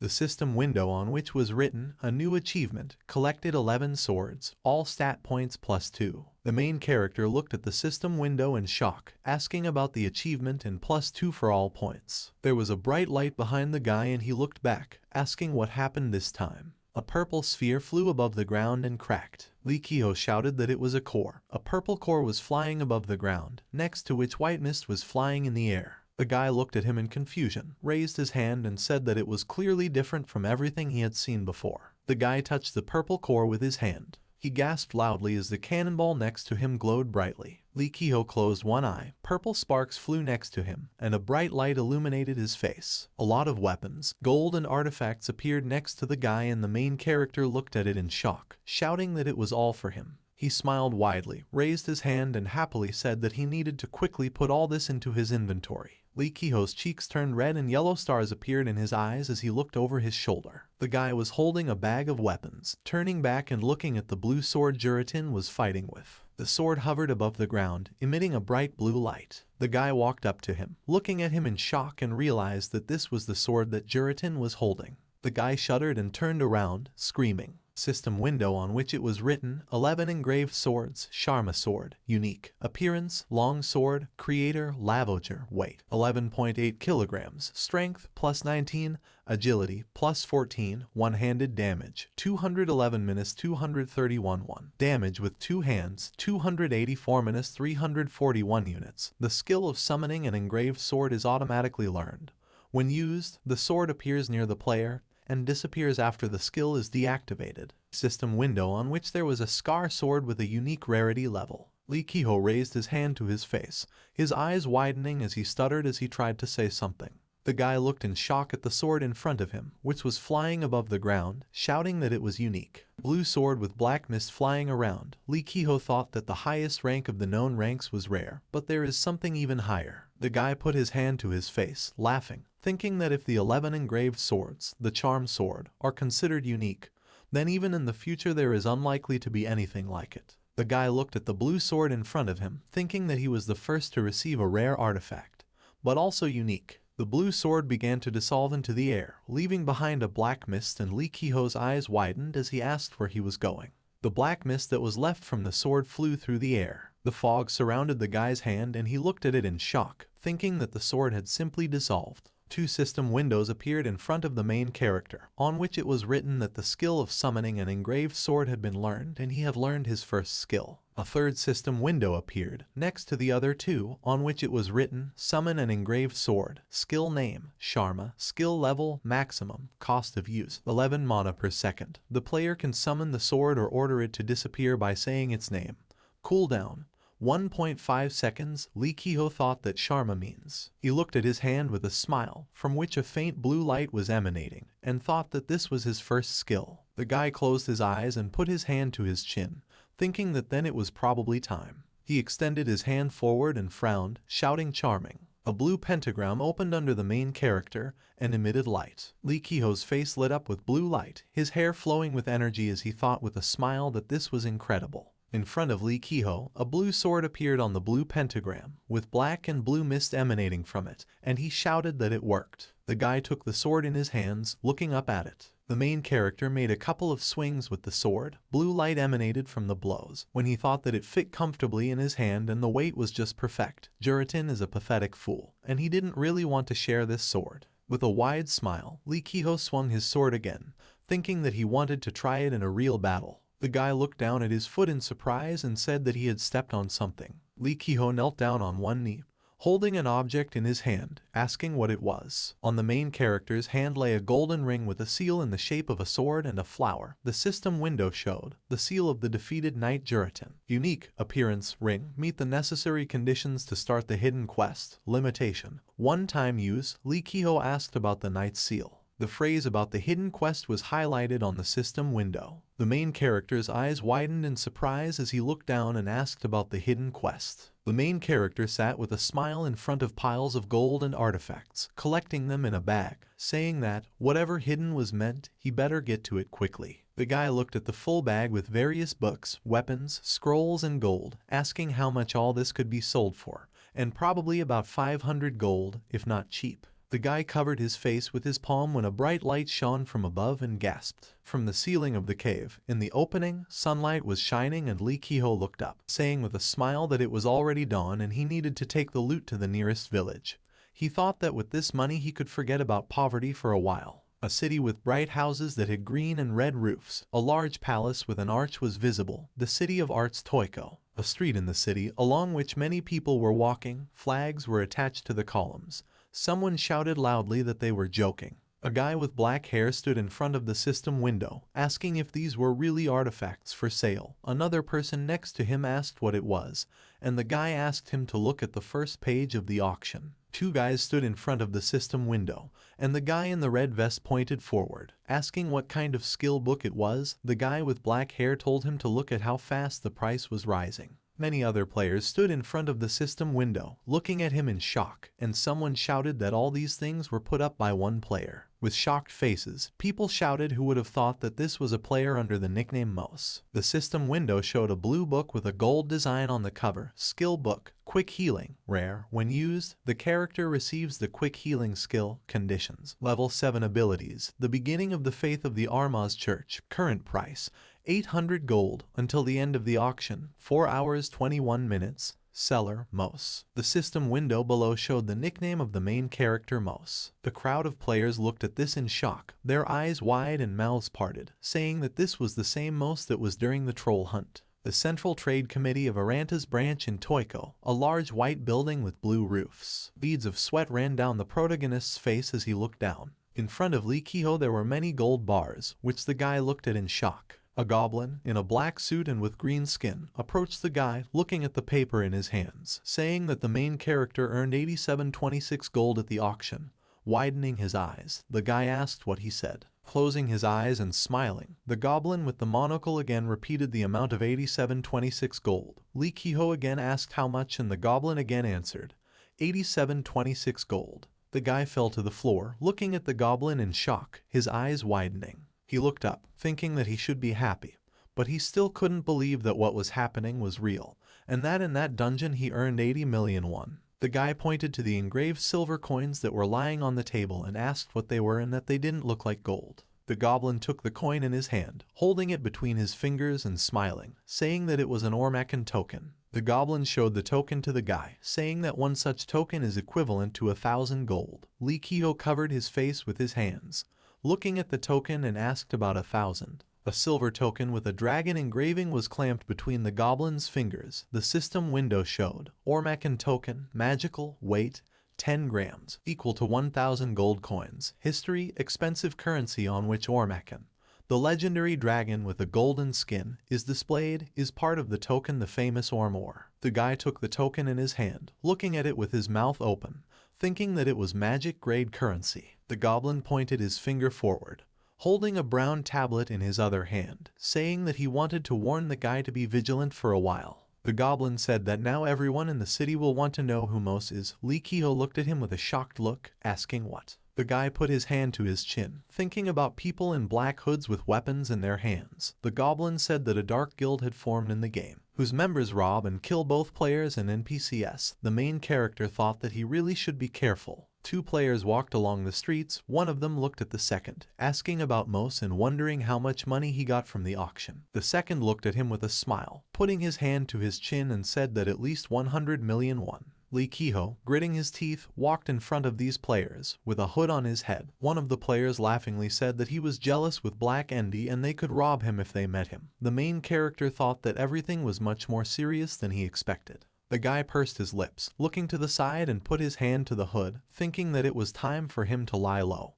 But the effect of this hood would soon end and he needed to get something better. The guy's eyes widened in surprise and he gasped, looking forward. Blue sky with white clouds, the foliage of a tree was visible nearby. A white forge building. Various weapons stood in barrels and on stands. Lee Kehoe said that he needed armor that completely hides the body and face in order to be durable. The blacksmith in the apron looked at the guy, crossing his arms over his chest, saying that complete camouflage and strength would be expensive. The guy asked to show what was there and he didn't care about the price. A man with white hair and a mustache sat down behind the counter, closed his eyes and laughed, saying what a guy with money means. He put silver armor with a knight's helmet on the counter and Lee Kehoe looked at it in surprise, thinking that it sparkled so much. The guy picked up the helmet, looking at it and thought that it was unlikely that they would recognize him if he equipped it. The blacksmith closed his eyes and put his hand to his chin with a smile, saying that this is a real work of art and he did it at the King Smith competition. It was a long time ago. Lee Kehoe interrupted him, asking what the price was. The man showed 2 fingers with a smile, saying that the price was 200 gold. He crossed his arms and closed his eyes, saying that it was a little expensive, but this set was his best work. And he won that competition. A lot of gold coins fell on the counter next to the man. The blacksmith opened his eyes and looked down in surprise, his face illuminated by the light from the gold coins. Lee Kehoe with a wide smile pointed to the counter where there were coins and said that he was taking the armor. The guy smiled widely, happily looking at the blacksmith and said that he was taking the entire set. Night, dark alley between 2 houses. A girl with dark hair and bright green eyes, who put her hand to her chest. She was wearing a black cloak with a hood. The girl walked forward, noticing a man standing against the wall with his arms crossed, asking her again if she was on a mission. Calling the girl Key, she responded by calling the man Veyron. She looked at the guy with dark hair and a scar on his face, saying that he guessed right. Veyron laughed and said that he could help if she wanted. Key turned her back on the man as she walked away and said that he would be a burden, considering that this task took months of preparation.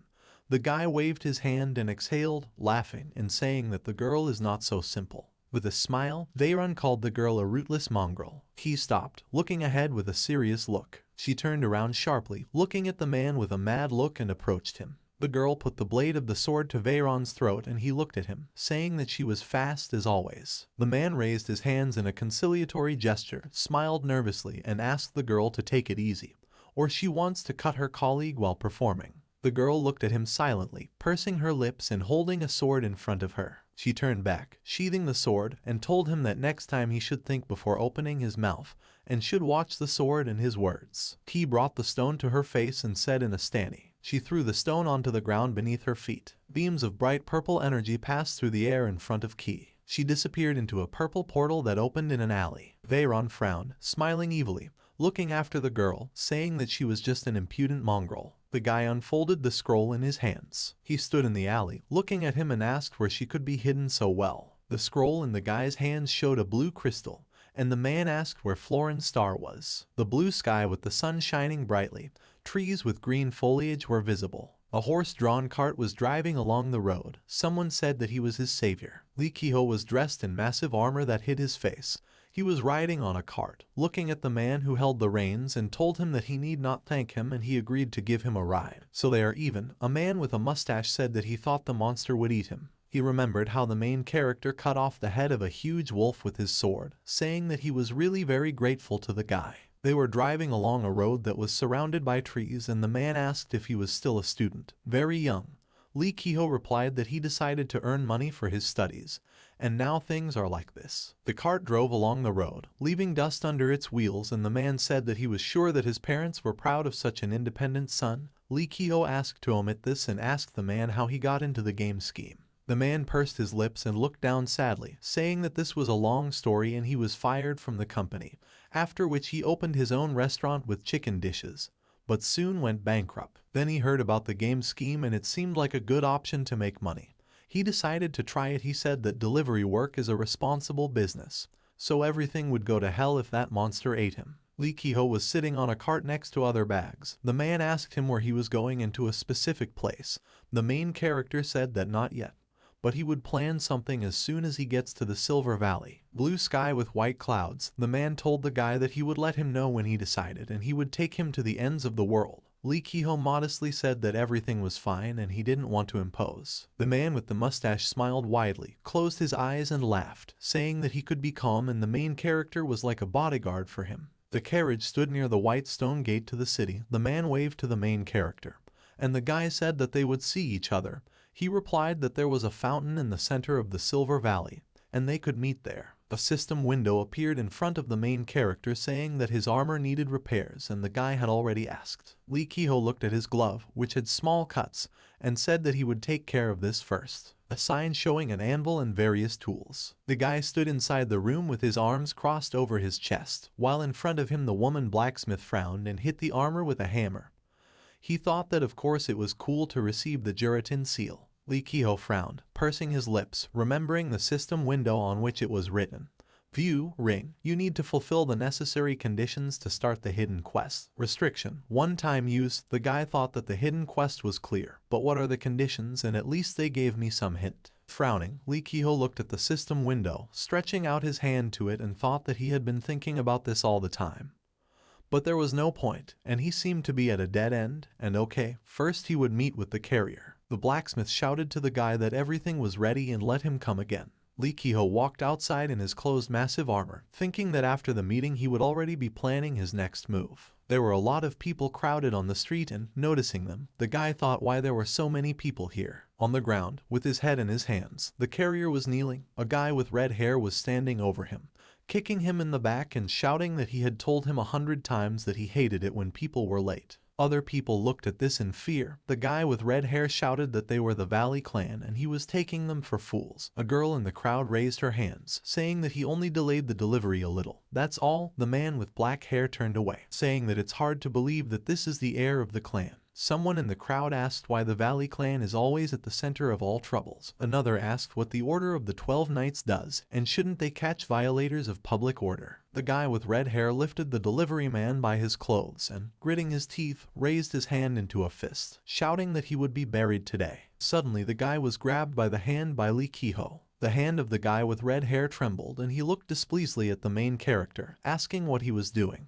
Lee Ki-ho looked at him, frowning and said that sometimes something happens on the road, and people are late and does the guy really think it's right to beat him up for this? The guy jumped away from the main character, holding his hand and looking at him with displeasure, asked if he even knew who he was. The guy smiled widely, looking at the main character with crazy eyes and shouted that everyone must obey him, and if he spoils his mood, he will use force. Lee Ki-ho looked at him, asking if such a small thing was enough for him to hit a person. The guy asked him something he didn't like. The guy clenched his hand into a fist and raised it to strike, a vein bulging on his forehead. The guy's fist punched the air next to Lee Ki-ho's face, who bowed his head. The main character frowned, looking at the guy with red hair. He hit the guy sharply in the face and he flew back. Blood began to flow from the nose of the guy with red hair. Lee Ki-ho shouted that it was self-defense. The air landed next to one of the houses, raising a dense cloud of white dust. Blood was running down the red-haired guy's face and his eyes were white. People looked at this in shock, their mouths and eyes wide open. Lee Ki-ho asked if the carrier was okay. The man with a mustache looked at the main character and stood up on the ground, closing one eye and saying that this is Lee Ki-ho. People looked at the guy in shock. One of the men said in confusion that he had just hit the heir of the Valley clan. Another girl said that he must be crazy. Lee Ki-ho was sitting next to the carrier,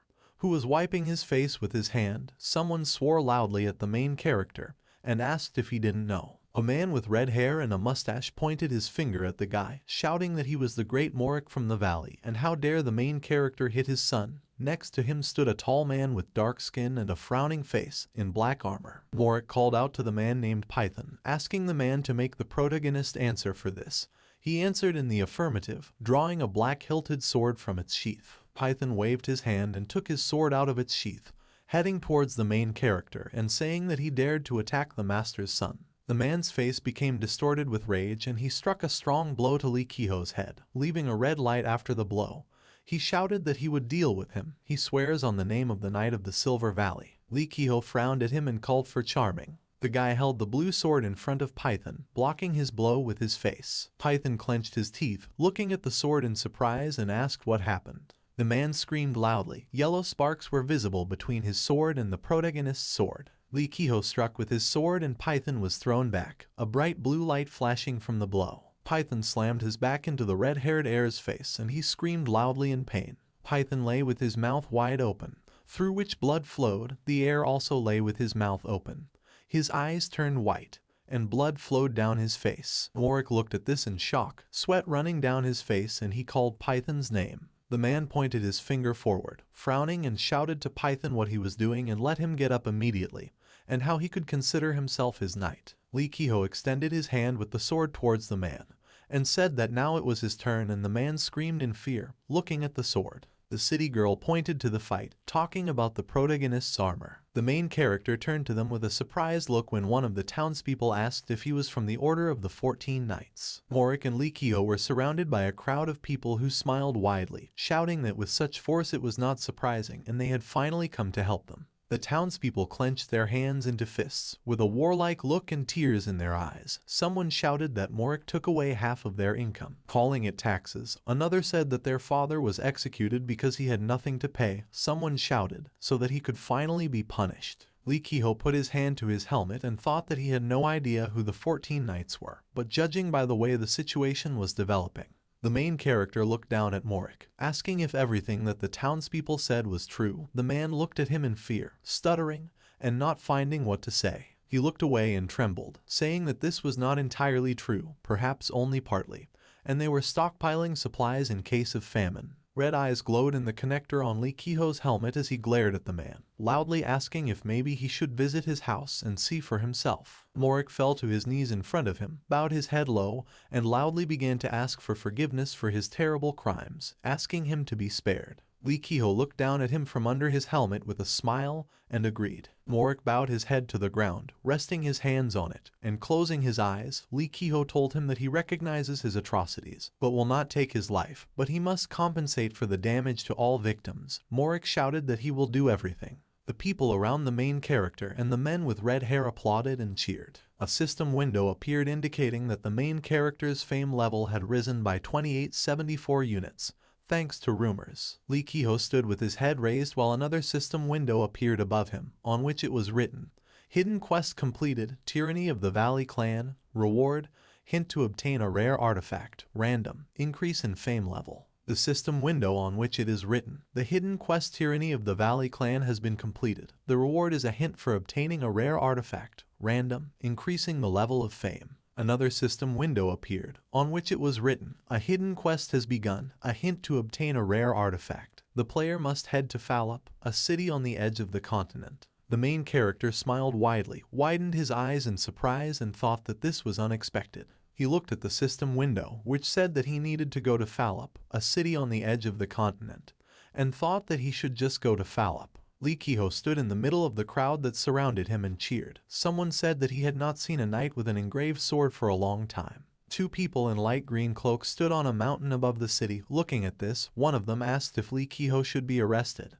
and he pretended to be one of them, if they would punish him. The second man patted the one on the left on the shoulder and, turning to him, said, had he really forgotten about God's prophecy that one day a certain wanderer would make this world a better place. They watched as the main character waved his hand to the townspeople with a smile, who smiled widely, and the man in the raincoat said that thanks to this guy they had less work. The second agreed. They looked down. The sun was setting behind them. The sky turned orange. One of the people asked who he was. The second told him that he was not sure, but it seemed to him that this was the same most that everyone was talking about, a famous person. The hooded man looked at him, frowning and pursing his lips. Lee Kiho stood in front of the system window, which had a map of the area open, with his hand to his chin, and one of the cloaked men said that he thought they should follow him. The main character looked at the map. His face was not visible from the armor. He thought that the next place he was going to was Fallup. The guy stood in front of the white stone gates of a large city, with many houses and a white cathedral with 2 towers at the end of the city. Continental border, the city of Fallup.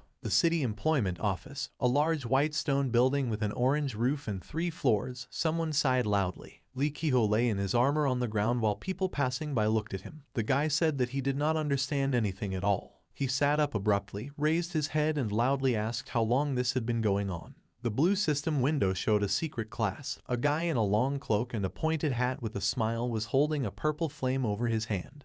A guy with white hair and a mask on his face was holding a sharp dagger near his face. A man in a long light cloak and round glasses was holding a book in his hands. Unlike ordinary ones, players of the hidden class possess hidden powers and knowledge, but such are rare. These classes are so rare that nothing is really known about them in the scheme game community. The guy remembered how he stood at the counter next to the employee, who raised an eyebrow and answered that he had no idea about hidden classes. Lee Ki-ho thought that even the bureau employee could not help him. The main character stood next to a board on which there were various tasks, and other players stood nearby. The guy put his hand to his head, thinking that he would really have to search the entire city. Suddenly the main character noticed something. Looking to the side, he stood behind an elf with long blonde hair and blue eyes, wearing green clothes. Lee Ki-ho let out an admiring sigh. The guy looked at him while a man with black hair ran away from behind, breathing heavily. Turning back, Lee Ki-ho thought that he did not think that he would meet elves here, and follow-up is full of surprises. The man with black hair pushed the guy in the back and ran further, and the main character made a sound of pain, arching his back. The man with black hair turned to him, holding a bag in his hands, and shouted displeasedly for the guy to watch where he was going. Lee Ki-ho looked after the man irritably, saying that he didn't run into him. Why yell? The guy clenched his hand into a fist, irritably saying that he wanted him to get into a bunch of dirt. There was a strong explosion near other people and the main character, which cast a bright light. Lee Ki-ho looked ahead in confusion, thinking that somehow there was a big pile. A man with black hair was kneeling on the ground, covering his face with his hand and coughing. There were cracks on the wall next to him from the impact. The man looked forward. The fog in front of his face cleared and he noticed a bag of gold coins, saying that it was his money. He reached out to the coins, but a man in a black cloak stood on them, saying that the man was a dirty swindler. Veyron pointed a finger at the man, on which a gold ring was visible, and clenched his teeth, angrily saying that he really decided to deceive him and thought that he could escape. Lee Ki-ho looked at them from the side, thinking that he had plenty of energy, but suddenly he noticed something. He looked at the gold ring on the Veyron's finger, thinking that it was a familiar ring. The black-haired man clenched his teeth and growled, pulling out a small dagger from under his clothes. He pointed the dagger towards the Veyron, screaming at it to die. A bright white light flashed. Veyron stood behind the man with black hair, holding a long dagger in front of him, frowning. 2 cuts ran from the man's chest behind his back and blood flowed. The man with black hair raised his head, his eyes turned white, and drops of blood flew out of his mouth. Other people screamed in fear as they watched, Lee Ki-ho standing next to them. Veyron clenched his teeth, putting his dagger behind his back, and closing his eyes, said that he was just wasting his time. Lee Ki-ho looked at him in shock, eyes wide, and thought that his movements were so fast and he didn't even notice. The guy looked forward. A system window opened in front of him. He wondered what kind of person he was. On the system window it was written, "Hidden quest completed. Secret class reward hint. The player found a secret class reward hint." Lee Ki-ho looked at the system window, raised his hand and thought that the hidden quest had been completed. He looked sideways at another system window that opened in front of him. On the system window it was written, "A hidden quest has been launched. A secret class, a swordsman. The player must talk to a man in a black robe." Lee Ki-ho looked after the guy in the black cloak and thought about the secret class. Veyron's black cloak fluttered in the wind as he left, and the main character thought about the swordsman. A dark sky with clouds floating across it. Dark alley between 2 houses in the city. The Veyron walked down the alley, looking ahead. Lee Ki-ho was sneaking along the same alley, dressed in his massive armor. He looked to the side, thinking that then he was just guessing, because he saw everything from afar. But there is no doubt, the Veyron has a ring exactly like the Juratin. The main character was hiding around the corner, watching the Veyron, remembering Juratin. The guy thought that he said that he was a swordsman, and who knew that his murder would lead him here. He smiled nervously, a bead of sweat running down his face as he thought that maybe luck really was on his side. Suddenly the guy noticed something and his eyes widened. He looked at the empty street where there was no one and realized that the Veyron was missing. Lee Ki-ho asked out loud where he went. With an angry look, a Veyron appeared behind him. The man wrapped his hand around the main character's neck, frowning at him. He dragged the guy into a dark alley while Lee Ki-ho shook his legs, gasping for breath. Lee Ki-ho crashed into the wall with his head down. He sat in front of the Veyron, which looked down at the guy. The man pointed the sword at the main character's head and he looked up at him. Veyron clenched his teeth, looking at Lee Ki-ho angrily, asking if he was following him. The man's eyes dropped as he noticed something. The Veyron sword picks up the necklace chain on Lee Ki-ho's neck and the man asks where he got the pendant from. The man with the scars on his face clenched his teeth, looking at him with anger and ordered him to answer, saying that someone more worthy than him deserves the pendant. Lee Ki-ho frowned at him, beads of sweat running down his face as he replied that he had won her in the lottery. Veyron dealt a strong blow to the main character with his dagger, which left behind a red light. The system window showed that Lee Ki-ho's health level was less than 5%, and he needed to be careful. The guy screamed loudly in pain and looking at him with anger, Veyron clenched his teeth and asked if he was planning a joke. Lee Ki-ho with trembling hands tried to rise from the ground, leaning his hands on it and said that he was serious.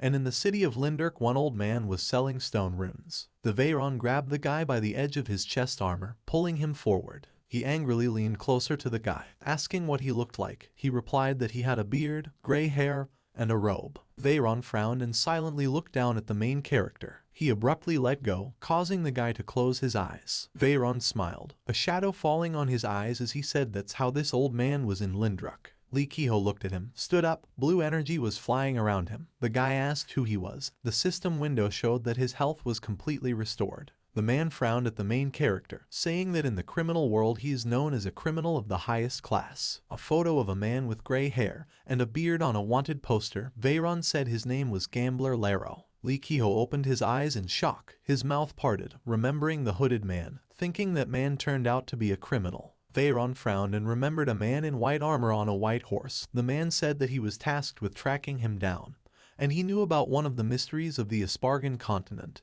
the disappearance of Cavalcade's Langeris. Lee Ki-ho looked questioningly at the man, asking about Cavalcade's Langeris. Veyron asked him displeasedly, doesn't he even know that? 4 people in dark cloaks walked through the desert past the stone rubble of a large arch. Cavalcade's Langeris was considered the greatest fighting force on the continent. But one day it all disappeared on the way to war. A search party explored the place where its warriors disappeared, but found only abandoned ruins. Lee Ki-ho took the pendant in his hand, which was hanging on his neck, and looking at it, asked about the pendant. A guy in white armor and a blue scarf around his neck, sitting on a white horse. On his neck was a pendant. Veyron said that it belonged to Florin, the commander of the Cavalcade's Langeris. Lee Ki-ho looked at the pendant in his hand, thinking that he thought it was just a magnificent artifact. Veyron silently looked at the guy, pursing his lips and frowning. The main character looked at him when the man said that judging by how quickly his wounds healed, the star was real. Veyron smiled, reaching behind his back, taking 2 daggers by the hilts. He sharply extended his hand, striking the protagonist's armor, and orange sparks erupted at the point where the armor and blade touched. Lee Ki-ho raised his hand to his face. A dent was visible on his armor. The guy loudly asked what he was doing.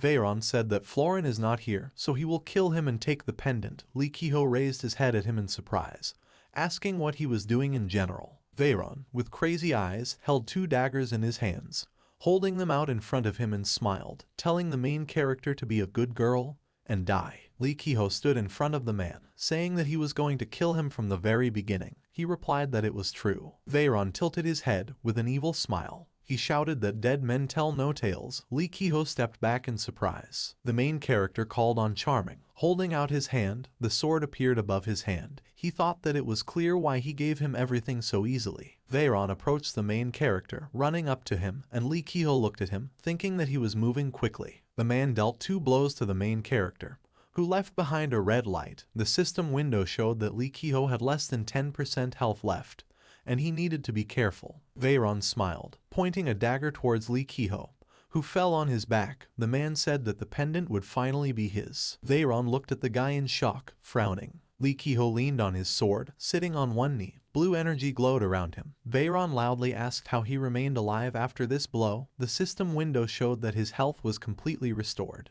Veyron clenched his teeth, asking whether he was an immortal or one of them. The man found himself behind the main character, who turned at him in surprise and asked what they call them, a user or a player, and he had already heard something like that. Veyron smiled and delivered 2 more blows to Lee Ki-ho's back, which glowed with a blue light, and said that it didn't matter, and even if he came back from the dead, he would look for him to kill him again and again. Lee Ki-ho clenched his teeth. His eyes turned white and he thought that he should just wait a few seconds. Veyron looked at him with a dark look, his eyes glowing red as he asked if he thought about silently watching the guy heal. A bright white light flashed. Veyron dealt many blows to the main character with 2 daggers, which glowed red. His cloak fluttered in the air. The system window showed that the health level was less than 3%. You need to be careful. Lee Ki-ho opened his mouth wide, screamed and raised his head, thinking that it couldn't be. He watched as the Veyron raised its sword above him, thinking that his consciousness was leaving him. And just like that, a man with a white beard held a sword in front of him, saying that a swordsman keeps all the truth in the sword and devotes himself to it. Crossing swords, one of which was shaking, the man continued that he should have reminded him more often that this was a top-secret mission. Lee Ki-ho looked ahead in surprise, wondering what was going on here. A man with gray hair and a goatee blocked a blow from the Veyron, whose hands were shaking and who clenched his teeth. The man told him that not only did he tell all the secrets to the immortal, but he also gave in to temptation and behaved like a dog. The man's eyes narrowed and he frowned, looking at the Veyron.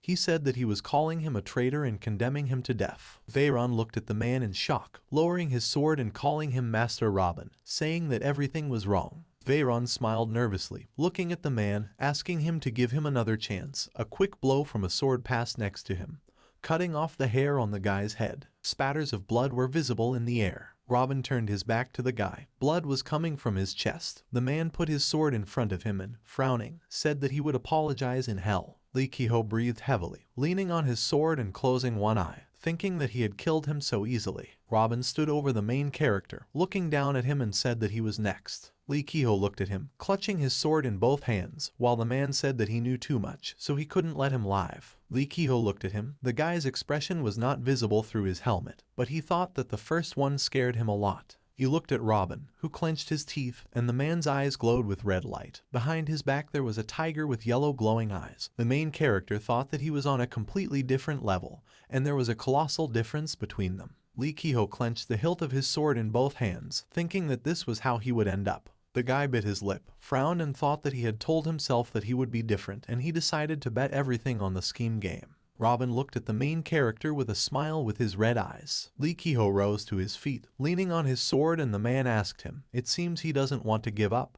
The guy thought that he belongs to a secret class and he won't have another chance. The guy put his sword in front of him, thinking that even if he died and had to pay a fine, he was not going to retreat. Robin frowned at the guy and said that he was aware of the difference in their skills, but still challenged him. Lee Ki-ho looked at him. His hands were shaking. He said that if he died and came back from the dead, he would still haunt him, so he would give it his all. The man's eyes narrowed while he looked at the main character, and the man thought that this is the stamina, and even if the guy shakes, he doesn't lack courage and the will to live. The man looked at Lee Ki-ho in front of him, thinking that even among swordsmen it was rare to see such a person. The man noticed a gold ring on the main character's finger and asked what. Robin frowned when he noticed this and realized that this was a swordsman's seal. Lee Ki-ho was holding his sword with both hands, and on one of his hands there was a golden signet ring on his finger. The man suddenly raised his hand, taking the guy by the throat and lifting him off the ground, asking where he got this ring from. Lee Ki-ho closed one eye, looking down at the man, realizing that he could not move. He muttered that he received it after defeating Juratin. Robin looked at the guy in surprise and asked about Juratin, asking him to repeat it. The main character replied that, yes, Juratin. The man frowned, looking at the guy. Lee Ki-ho looked back at him, closing one of his eyes. Robin lowered the main character, causing him to fall to the ground and, waving his hand, said that he could not believe that he had fallen by his hand, but he could see in his eyes that the guy was not lying. Lee Ki-ho got down on one knee, looking at the man and asked if Juratin was also a swordsman. Robin nodded to the guy's question and answered that, yes, he was. He remembered a man wearing a red robe and black armor over it, who was holding a blue sword and smiling while sitting on a horse. He was surrounded by soldiers. Robin said that several hundred years ago he defected to the side of the Imperial Army and betrayed the swordsmen. Robin turned away, looking away, and said that at that time there weren't very many of them, so no one could resist the Imperial Army and Juratin was biding his time. Lee Ki-ho looked at the man in surprise, pursing his lips, and remembered the gold ring on his hand, thinking that this is where Juratin got such an unusual ring from. The guy walked up to the man, apologizing and saying that he probably shouldn't have killed him. He turned away and closed his eyes, crossing his arms over his chest. Robin told him that everything was fine, and sooner or later someone had to do it. The man looked at the main character and frowned, saying that after everything he had learned about the mission, he would not leave alive. Robin looked at the guy with a serious look and said that he had two options. The first was to immediately die in agony every time after being revived. Lee Ki-ho looked at the man in surprise as he continued that he could become a Veyron replacement and work for them. Robin frowned at the main character, holding out his hand, shouting at him to choose. Before he could finish, Lee Ki-ho clenched his hand into a fist, interrupting him and saying that they could work together. Robin looked at the guy in confusion, his mouth open, and thought that he had chosen so quickly. The man sighed and smiled, looking at him, asking that he would not even think properly. He said that it was as unthinkable as if Bellica, the sun goddess, suddenly became covered in ice. Lee Ki-ho silently looked at the man seriously, a drop of sweat running down his cheek. Robin patted him on the shoulder with a smile, closing his eyes and saying that he had made his choice and he didn't know if he could really become a swordsman. Robin sharply hit the main character in the face with his fist. The guy's helmet flew off his head, flying to the side. Lee Ki-ho's head tilted to the side, his eyes turning white as he thought about why he was being treated this way. He looked at Robin, who clenched his hand into a fist with a smile, saying that it was a greeting. Lee Ki-ho opened his eyes while lying on a white pillow. He sat down on the bed. A system window appeared next to him, on which it was written, "Sanctuary, new location." The main character looked around the room he was in. There was only a wardrobe and a bed. Lee Ki-ho said that this was a sanctuary. The sanctuary, the training hall, the field, on which there was a green stone circle. Lee Ki-ho and Ki stood opposite each other, holding weapons in their hands. Lee Ki-ho smiled, looking forward at the girl. Ki smiled back at him. Lee Ki-ho ran towards the girl, holding a wooden sword and shouted for her to hold on. Ki put one hand behind her back, holding a wooden sword in the other hand. Their swords crossed with each other. Lee Ki-ho closed one eye, clenching his teeth, holding the sword with both trembling hands. Ki smiled, looking at him and asked if he really thought he could handle her one-on-one. Lee Ki-ho gritted his teeth, raising his sword above his head, blocking many of Ki's strikes, thinking that it was easy for her to speak. He swung his sword as the girl ran towards him and shouted that he could track the movement of her sword. Lee Ki-ho smiled, dodging the girl's blow, looking at him and thinking that he could not compare with her in speed and technique, and she was #1 among the master's students, and these were not empty words. Ki looked to the side, noticing something. She shouted as Lee Ki-ho opened up, striking the protagonist's chest, causing him to let out a cry of pain. Lee Ki-ho closed his eyes and fell to the ground. He opened his eye, looking at the hand that the girl extended to him. He looked at the guy with a smile, extended her hand to him and said that it was not bad, but he had room to grow. Lee Ki-ho closed his eyes and sighed with a smile, lowering his head.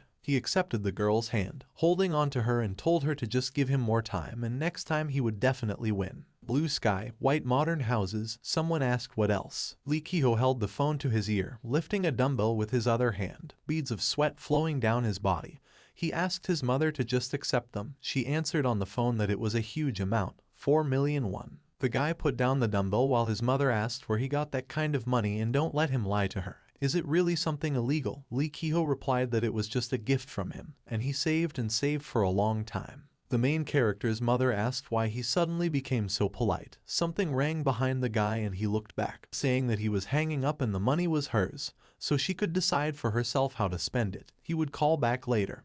His mother agreed. Lee Ki-ho turned off the black alarm clock on the table. Lee Ki-ho wiped his forehead with his hand, exhaled and asked how much his training would wear him out today. A few days ago, after he was knocked out and woke up in the sanctuary, a secret hideout for a group of mercenaries who call themselves swordsmen.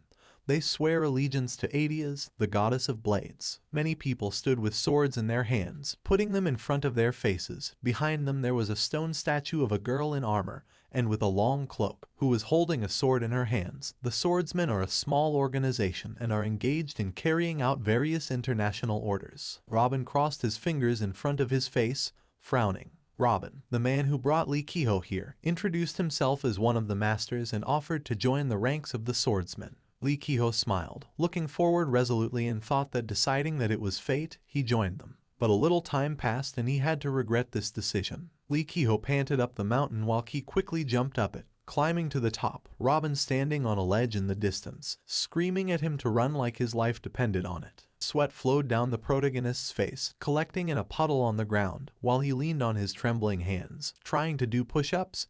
Ki was doing push-ups next to him. Robin shouted that the one who forgets the basics dies first, and you can't skip basic training.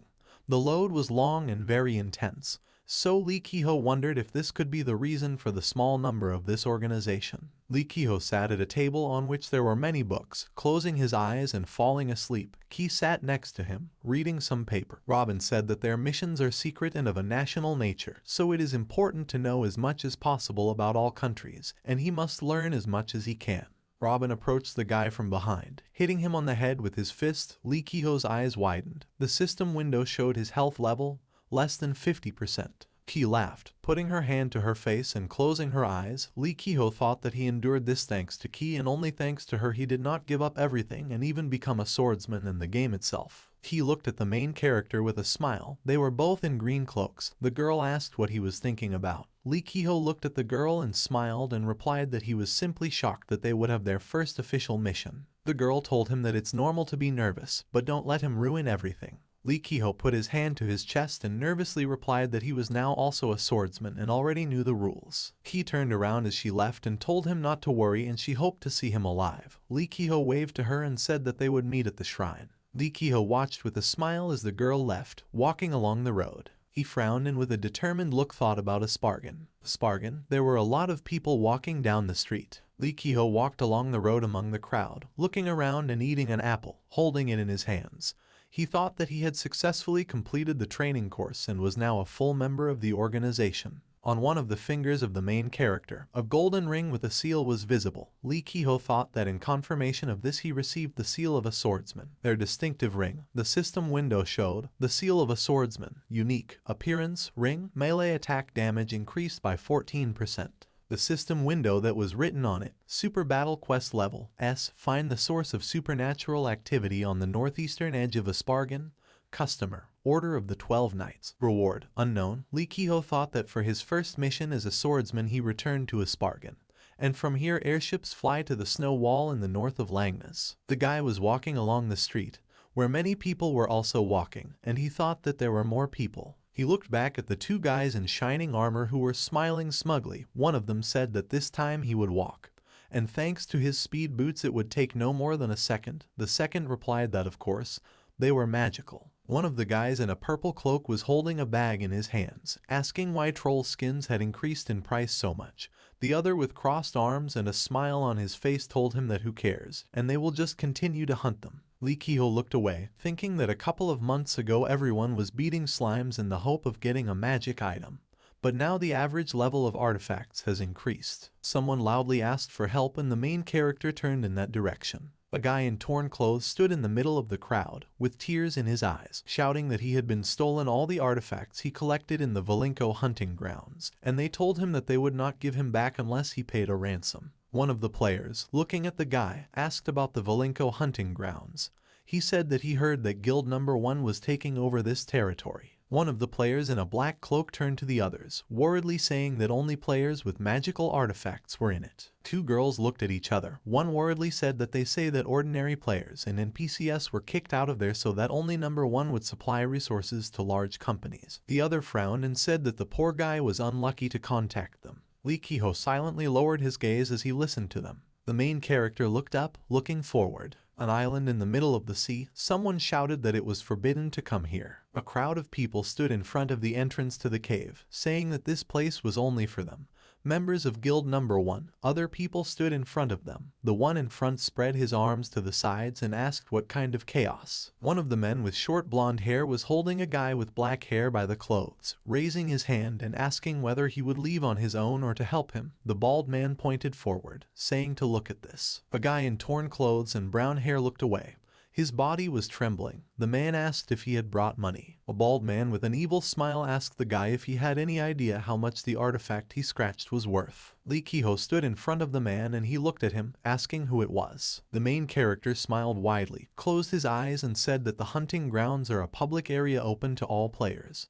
And who are they to complain? One of the men with a scar on his face smiled, saying that they were the No. 1 guild. The other man frowned, flexing his fists, telling him to go away in a good way. Lee Kehoe sighed and turned away, smilingly saying that first they occupy common lands, and now they threaten him, and it would seem that they have already broken through the bottom. The guy stood in the middle of a crowd of guild players, clenched his hands into fists, and called them just trash. The bald man clenched his hand into a fist, bringing it back to strike, and cursed at the guy. Lee Kiho punched the man in the face and his eyes turned white. He fell to the ground on his back and the man with blonde hair looked at him in shock, his mouth open wide. He pointed at the main character, turning to the rest of the guild members and asked what they were waiting for and let them grab him. The system window showed that guild number 1 acted hostile towards the main character. Lee Kiho looked down at them, flexing his fists, and thought that he didn't even need Sharma for such a fight. One of the men cursed, clenched his teeth and swung his sword, but the guy ducked, dodging. Lee Kiho hit the man hard in the face and he let out a cry of pain. Lee Kiho jumped to the side, running quickly and raising his fists behind his back. He struck 3 people, quickly moving from one to another. They fell back from the blows of the protagonist. The guy with the green scarf looked at him in shock, clenched his teeth and loudly asked who he was. Lee Kiho held the player by the clothes, holding him off the ground. The guy asked who he was. He turned with a grim smile, raising his hand and said that he was just a player who decided to hunt in these lands. One of the players with dark hair frowned, asking what they should do and should they just stand and watch. The second nervously looked ahead, gritting his teeth, trying to say something. Someone approached them from behind, asking why they were yelling, and the two turned to look at the person. A muscular man with dark skin and long black hair. He held his weapon behind his back. He was wearing only one spiked pauldron and dark pants. A bronze token hung from the shoulder strap. The system window showed leader and main thug of the number 1 guild, Sokka. The bald man smiled widely, pointing forward as Sokka stood next to him, holding a huge sword. The man laughed and shouted that he was a dead man, and in front of him was the great Sokka, the leader of the number 1 guild and also a ranker. A guy with blonde hair pointed forward in fear, asking to look there. Sokka had a bronze badge on his belt, on his chest, and the guy said that it was a bronze badge that only players in the top 9,000 received. Lee Kiho looked back, looking at the players behind him, who were scaredly saying, "Is this really a joke? And what should they do now?" The main character thought that while he was training with the swordsmen in the game scheme, a lot had changed. System window with the inscription rating. Next to the gold badge there were places from 1 to 3,000. Next to the silver badge there were places from 3,001 to 6,000. Next to the bronze badge there were places from 6,001 to 9,000. Lee Kiho thought that the latest innovation is the rating system, and just 3 months ago, a player's position in the rankings was determined by his popularity. 3 people were sitting at tables with a purple cloth on top of them. 2 more people were walking around with papers. A crowd of people had gathered in front of the tables, some of them raising their hands. Lee Kiho thought that the Information Guild had begun to count the players at the official level, and if rumors were to be believed, there are more than 310,000 players fighting for a place in the ranking. Sokka clenched his teeth in anger and asked if they didn't know. The man's face contorted with rage and he shouted that there were 7 rankers in guild number 1. And it was time for them to finish. They were already behind schedule for the supply of resources. The other players looked in fear at the guild leader, who shouted for them all to get out of here until he called the guards. Sokka pointed his finger at the main character while he silently looked at him, and said that he was with him. The man smiled, frowned and said that Lee Kiho would pay for raising his hand to his guys. A fist flew into Sokka's face. The main character sharply punched the head of the guild in the face, causing Sokka's eyes to turn white and he fell back to the ground. Lee Kiho raised his hand, around which black fog was gathering, asking Sokka to call everyone here, including the guards. The protagonist swung his sword widely, causing a bright blue light to remain in the air. The guy held his sword in front of him and looked down with a gloomy face, saying, "Let them see his business crumble to dust." There was a flash of bright blue light. 3 players who were standing on the ground with weapons in their hands were cut through by a bright blue light. Lee Kiho stood behind them with his sword raised up. The players screamed as drops of blood flew from their chests. Lee Kiho stood behind them, running forward and frowning. The main character cut 3 more people with his sword. One of them had blood flowing from his chest and he opened his mouth wide in horror. The second player had his eyes wide open as drops of blood flowed from his mouth. Lee Kiho looked to the side, a shadow falling over his eyes. 2 players looked at him in fear. One of them swore, and the second, trembling, shouted that it was time for them to leave. The players ran, shouting that they were leaving, and Lee Kiho looked after them. The guy exhaled and raised his hand, in which his sword dissolved into blue and black mist. He said that that's all. The system window showed that the airship on which the main character had reserved a seat was leaving in 10 minutes. Lee Kiho looked at the system window, raised his eyebrows and said that he was so focused on this that he completely forgot about his main task. Lee Ki-ho scratched the back of his head and smiled, closing his eyes as he ran along the road. A crowd of people with smiles waved at him. A guy in torn clothes with tears in his eyes and a wide smile held things in his hands. Airship Dawn of Velis, a white airship was flying across the sky, an icon with the main character departing from it, who smiled widely, blushing. Lee Ki-ho pressed himself against the window, placing his palms on it and looked down with a smile, saying, "What a view." A man came up behind him and called him. A man in brown clothes and long hair tied in a ponytail walked along a white corridor, putting his hand to his chin with a smile, and asked if he was here about the mission. Lee Ki-ho replied that it was true. The man smiled, looking down at him, a gold signet ring visible on his finger. Lee Ki-ho pressed his fist to his chest and bowed his head, closing his eyes, saying, "The truth only calls for the sword." The man also clenched his hand into a fist, placing it to his body and bowed his head with a smile, closing his eyes, answering in the same way. Although he only called out for the sword, a faint black aura emanated from the man. The guy looked up at him and mentally asked what kind of aura he had. The guy mentally called upon the skill of insight. The eyes of the main character glowed with blue light. The system window showed insight, a unique ability of Lee Ki-ho, which allows you to see the name and level of another player or NPC. Lee Ki-ho looked at the man who towered over him. A blue aura emanated from the man, and on top was the inscription LV91. The guy nervously thought about level 91. The man in front of him smiled, closing his eyes. The main character smiled widely, letting out an admiring sigh. A large hall, a red carpet leading to the stairs, many people talking to each other. Lee Ki-ho said that he did not think that he would meet a swordsman here. The guy walked next to the man, who, looking at him, put his hand to his chest, saying that his name was Kalor and he was a swordsman from Losfan. The guy replied that he was Most, a swordsman from Aspargan. Kalor put his hand to his chin and looked away, thinking and saying that something serious must have happened in the north. The main character asked why he decided so. Kalor raised his hand while standing in the middle of the hall with other players, saying that there were as many as 5 big shots gathered on one airship. Lee Ki-ho raised his eyebrows at the man and wondered who he was talking about. Kalor smiled and said that he was just going to see them. And what did the guy think? The main character smiled at him and replied that he was now curious. Kalor laughed. They both walked towards the large white and gold door. The man told the guy then to follow him. The white doors opened. A golden light shone between them. They found themselves in a large white hall. A blue carpet was laid on the stairs. A fresco was visible on the ceiling. Lee Ki-ho let out an admiring sigh. He looked around, thinking that everything was so gorgeous. Kalor turned to him and said that they should go there. The man said that everyone was assembled. The main character's eyes widened as he looked forward in shock. 5 people were sitting at a long table with a white and red tablecloth. Kalor said with a smile that these were some of the strongest people on the continent. In the center there was a man in a black turtleneck and gray hair. Next to him on the right side sat a guy with red hair and a guy with blonde hair. They were in the same white and blue long clothes. On the left side of the man sat a girl with long purple hair and black armor and a man with dark hair and belts across his body.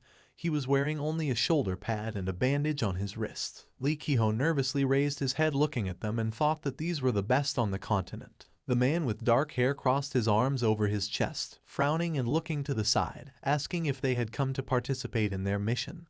The system window showed Triple Crown Rank Mercenary, Aurora Level 201. The girl with purple hair raised her head and said that they did not especially look like skilled fighters and whether they can handle it. The system window showed Merchant of the Bean Caravan in the 5th generation, Yvonne, Level 217. A guy with blonde hair raised his hand and smiled widely, saying that even if he did not make a serious impression, but one of them has the blessing of an immortal. A guy with red hair sat silently next to him, frowning. The system window showed below a red-haired guy, a member of the Order 14 Knights, Seer, Level 155. Next to the guy with blonde hair there was a second system window that showed a member of the Order of 14 Knights, Higher, Level 186. Higher smiled, closing his eyes, and the main character looked at him in surprise. He scratched the back of his head and looked to the side, wondering if he really knew him. A man in a black turtleneck stood up, leaning on the table, and said that he had heard about a wanderer who could become a swordsman. The man with gray hair extended his hand and smiled, saying that it was him. Black mist came from the man, and on the system window it was written, Sword Master of Tikris, Gon, Level 244. The wind blew at Lee Ki-ho and he clenched his teeth, looking on a man, thinking that he has Level 244. A table with 1 golden sword and the inscription Swordsman below. Under 2 golden swords it says Master. Then with 3 crossed golden swords it says Grandmaster. Lee Kehoe thought that swordsmen are divided into swordsmen, masters and grandmasters. The Grandmaster of the sword is the top level in the swordsman's business. To it is aspired by everyone who has been trained in the sanctuary and received the seal. Gon stood with a smile on his face, while strong red and white energy emanated from him. The main character thought that here he was, the legendary Grandmaster. The guy closed his eyes and bowed his head, thinking that the man was the King of Kings. He said that his name was Mos and he belonged to the Espargan Sanctuary. Gon looked at the man with black hair, crossed his arms and asked about him. Kalor also closed his eyes and bowed, saying his name and saying that he was from the Laoswen Shrine. Gon narrowed his eyes and frowned at the two of them. Kalor and the main character straightened up, looking at him with serious faces. The man smiled as he looked at them. He laughed loudly and waved his hand, closing his eyes, saying that they were young swordsmen and did not cower in front of the Grand Sword Master, and they had a bright future ahead of them. Lee Kehoe looked in surprise at the system window that opened in front of him and said that this is a secret achievement. On the system window it was written, a secret achievement was obtained. Having met the Ghost Blade, he met Gon, one of the 2 Ghost Blades. His strength increased by 2 units. The guy smiled nervously, looking down, and thought that he was given a couple of stat points for meeting the Grandmaster. Gon stood in the center, smiling, red energy emanating from him. Behind him were Aurora smiling, Yvonne in profile, who was looking to the side, higher with a smile, and Seer, the main character, thought how strong these people are. He smiled as he looked ahead and thought that it was no surprise that this was an S-class mission, since such people were involved in it. There was static coming from the speaker on the wall, over the head of a man with gray hair. A voice came from the speaker, which told the passengers that the captain of the airship was speaking to the Dawn, McGrath, and soon they would arrive in the north of Langans to the snow wall. Many people in the airship walked along the corridor towards the exit. The captain continued that their journey was coming to an end, but he was sure that it was just beginning for them. May the blessings of Bellica and Bellis be with them. Everyone else in the room also began to leave. Gon turned around and waved his hand to the 2 swordsmen, saying that they could discuss the details already in Langeru. Kalor bowed while the main character looked at him in surprise. Lee Kehoe looked after the man and agreed. The system window flashed in front of him. The guy clenched his teeth and looked at him in shock, muttering about the quest level. On the system window it was written, quest level changed, super battle, quest level, SS. Find the source of supernatural activity on the northeastern edge of Espargan. Customer, Order of the 12 Knights, reward, unknown. The guy realized that the quest had become twice as difficult. North of Langnas, snow wall fortress, high white wall with a tower, snow-capped mountains could be seen behind. Snowflakes were falling from the sky. Gon, Seer, Yvonne, Kalor, Hire and Aurora were sitting at the wooden table. A man with black hair lowered his fist on the table and said that the quest level had suddenly increased. Hire was sitting in the center of the table, holding a piece of paper in his hands. Gon held the paper in his hands, frowned and said that if this continues, the task will have to be cancelled. Aurora crossed his arms over his chest and looked away, saying maybe it would be better. He looked at Lee Kehoe and Kalor, who were sitting opposite him, saying that the newcomers here would clearly die. Yvonne looked at the blonde and raised her hand, asking why the difficulty had increased. He hummed. Hire looked at the piece of paper, lowering his gaze to it. He sat in the center of the table and everyone looked at the guy when he said that according to the document, the source of supernatural activity had been identified. Lee Kehoe raised his eyebrows at him and thought that he was determined. Hire thought about the purple lightning that came from the sky, next to the people who were running away in panic. The guy said that in the eastern continent of Lan, the magic continent of Alu, and here in Langeru, a lot of red lightning appeared and caused damage. At first they thought that this is a natural phenomenon that arose due to a magical experiment in Alu. Aurora frowned looking at him and asked that since the lightning is red, then what? Gon smiled silently, closing his eyes. A man with gray hair put his chin on his hands and opened his eyes, thinking about a huge blue dragon with yellow eyes. He said that it was probably Garna's. Hire looked forward with a serious face and agreed, saying that however, they do not know how exactly he got here. A huge blue dragon sat on the top of a snow-covered mountain. Purple lightning struck nearby, a disaster-class monster of danger level 17, arriving from an unknown continent. The elder dragon Garnas reached Langnas. Aurora and Yvonne looked at the guy with gloomy faces, frowning. Someone asked what? Kalor and Lee Kehoe turned to the side in surprise. Aurora smiled, bowed his head and asked what his reward was. Hire smiled, closed his eyes and showed 5 fingers, saying that 50 Ormekans of the Aranta's bank. Aurora laughed, smiling widely, and said loudly that is expected from the Order of 14 Knights, and he likes his honesty. Yvonne rested her cheek on her hand, smiled, and said that besides money, something else is needed. Hire with a wide smile offered the girl the right to sell food in a spargan. Yvonne winked and showed a thumbs up, turning over her shoulder, saying that he knew how to persuade her. The guy with blonde hair turned around, saying what to Mr. Gon. A man with gray hair sat at the table with his arms crossed over his chest, and the guy said that he didn't even know what to offer him. Gon raised his finger up, opened his eyes slightly, and said that he was not interested in the reward. He pointed at Calor and the main character with a smile, saying that he is in business. If these two join the quest, the two swordsmen looked at him in surprise. A system window appeared. Grandmaster Gon invited the main character to his team. Lee Kehoe smiled while looking down at the system window and asked seriously, Langeru, the city's stone city wall, beyond which were visible snow-covered fields and a pair of barricades next to the gate. Hotel Dragon on the snow, wooden two-story building. A man with brown hair tied in a ponytail and white and blue clothes extended his hand with a smile, saying that he greeted the rescuers with the names Bellica and Bellis. The system window showed a member of the Caravan of Sincerity, Sayer. Gon waved his hand with a smile, saying that they did not deserve such high words. Lee Kehoe stood behind the man in the fur cloak, thinking that he had arrived before them, and it seems he was from the Order of the 14 Knights. Sayer with a smile felt the muscles on Gon's arm. Above him was his name and level 177. The main character thought that just look at his level. Everyone was sitting at a wooden table. Sayer was in the middle, with his hands on a large piece of paper. Aurora looked at him with folded hands and asked how things are now. Sayer raised his hand, looked at him, and replied that there were no red lightning sightings at the moment. Gon raised his hand to his chin, closing his eyes and saying that this is a lull, and it's time to act. Aurora jumped up with a smile, hitting the blue shield with glass in the middle with his hand, and shouted that he would go to the vanguard and take the blow. Gon with a wide smile pointed his finger behind him, behind which stood Calor and Lee Kehoe. The man said that the first line was behind Aurora, and he would take care of the swordsmen in the rear. The main character looked down at him, inhaled, and thought that they would attack from behind. Yvonne pointed to herself with a smile, saying that her power would immobilize the enemy.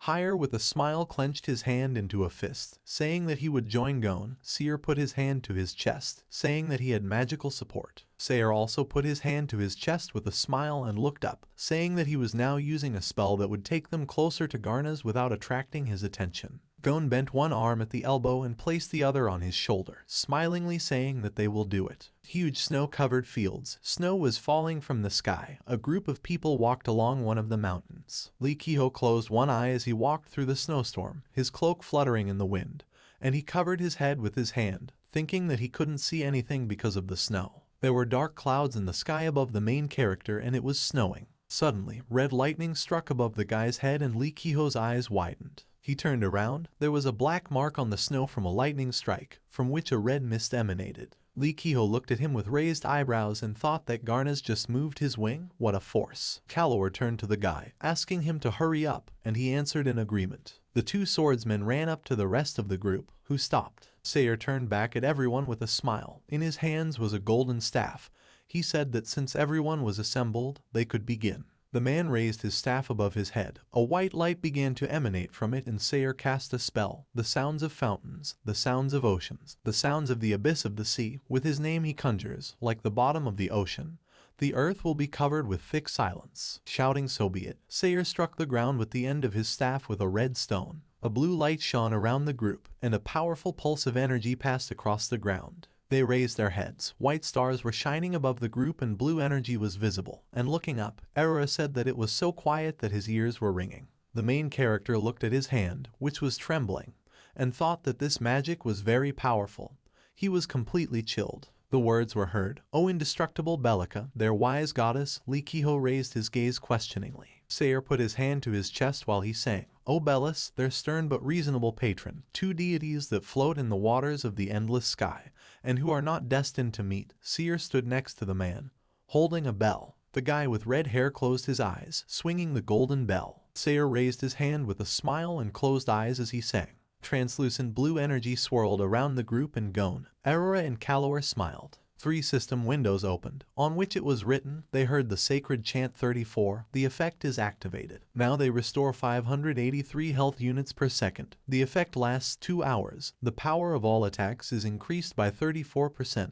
The effect lasts 2 hours. Yvonne turned back, smiling, and said that they would definitely need this. Lee Ki-ho next to him looked at his hands with a smile, thinking that this was great. He clenched his hand into a fist and, smiling, thought that he felt the strength that filled him and, nevertheless, the excellent skills of a support who had reached the pinnacle of skill. Behind the guy, a powerful pulse of energy thundered, from which a faint red light emanated, and he widened his eyes in surprise. Lee Ki-ho turned back in shock, wondering what that sound was. Gon with a smile put his hand behind his back, squeezing the hilt of his sword, and said that it seemed the enemy was already close. Opening his eyes, the man with a wide smile shouted to everyone to get ready. Aurora held the blue shield in front of him, gritting his teeth. Yvonne held the weapon in her hands, frowning, green vines visible next to her. Higher held his sword out in front of him, looking forward. Lee Ki-ho frowned as he held the black and blue sword, wondering where it came from. A huge dragon appeared behind the main character, whose eyes glowed brightly with yellow light. Snow fell on Kalor and Higher, and the guy with black hair closed his eyes, covering his head with his hands. A shadow fell on the back of the main character,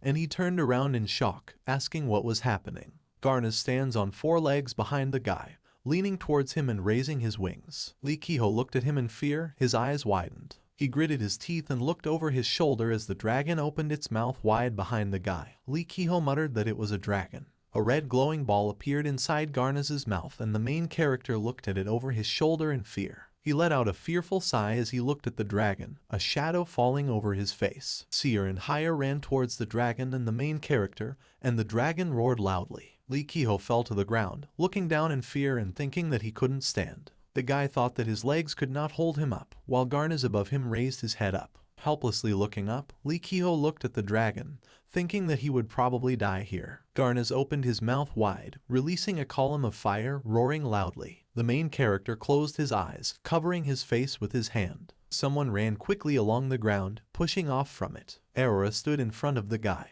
putting a shield in front of him and himself. A pillar of fire crashed into him. Aurora turned to Lee Ki-ho, shouting why he was sitting here and let him go to the rear. A long rope was flying across the sky. She wrapped herself around Garnaz's mouth, turning around several times. Yvonne pulled the rope with both hands with a smile, looking at the dragon, and asked him to close his mouth for a moment. Gon smiled and praised the girl. Higher landed behind the man. The man with gray hair brought his sword back, jumping over Garnaz. Higher was next to him. Gon shouted that now it was their turn. Gon raised 2 hands, raising his sword to strike, and shouted for Garnaz to receive. Gon and Higher struck the dragon twice with their swords, a bright blue light shining from their blow. The dragon raised its head and roared loudly. On its muzzle there was a deep cut from which blood was flowing. Gon looked at him, breathing heavily, and said that he thought that this tactic would allow them to gain time.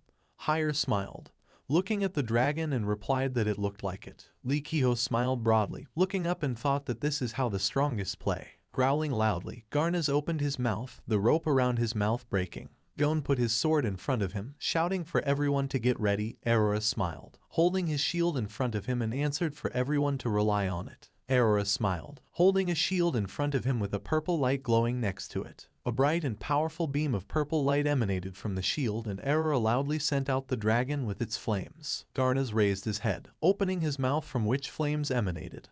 His fire and the beam of light from the man's shield colliding together. Between the contact of the violet light and the flame, a bright white light shone. Aurora clenched his teeth and frowned, beads of sweat running down his face. Next to the man stood Lee Ki-ho, and behind them, behind a blue shield, were Seir and Seer. The guy with red hair closed his eyes and lowered his head, asking the Almighty to have mercy on this mortal. He opened his eyes, and they, together with Seir, shouted to shed the blessing of light on their enemy. A blue seal appeared above Garnaz, and the dragon raised its head, looking at it, growling. 3 system windows appeared on which it was written, "The dispersal skill is activated. For the duration of the skill, all enemy characteristics are weakened.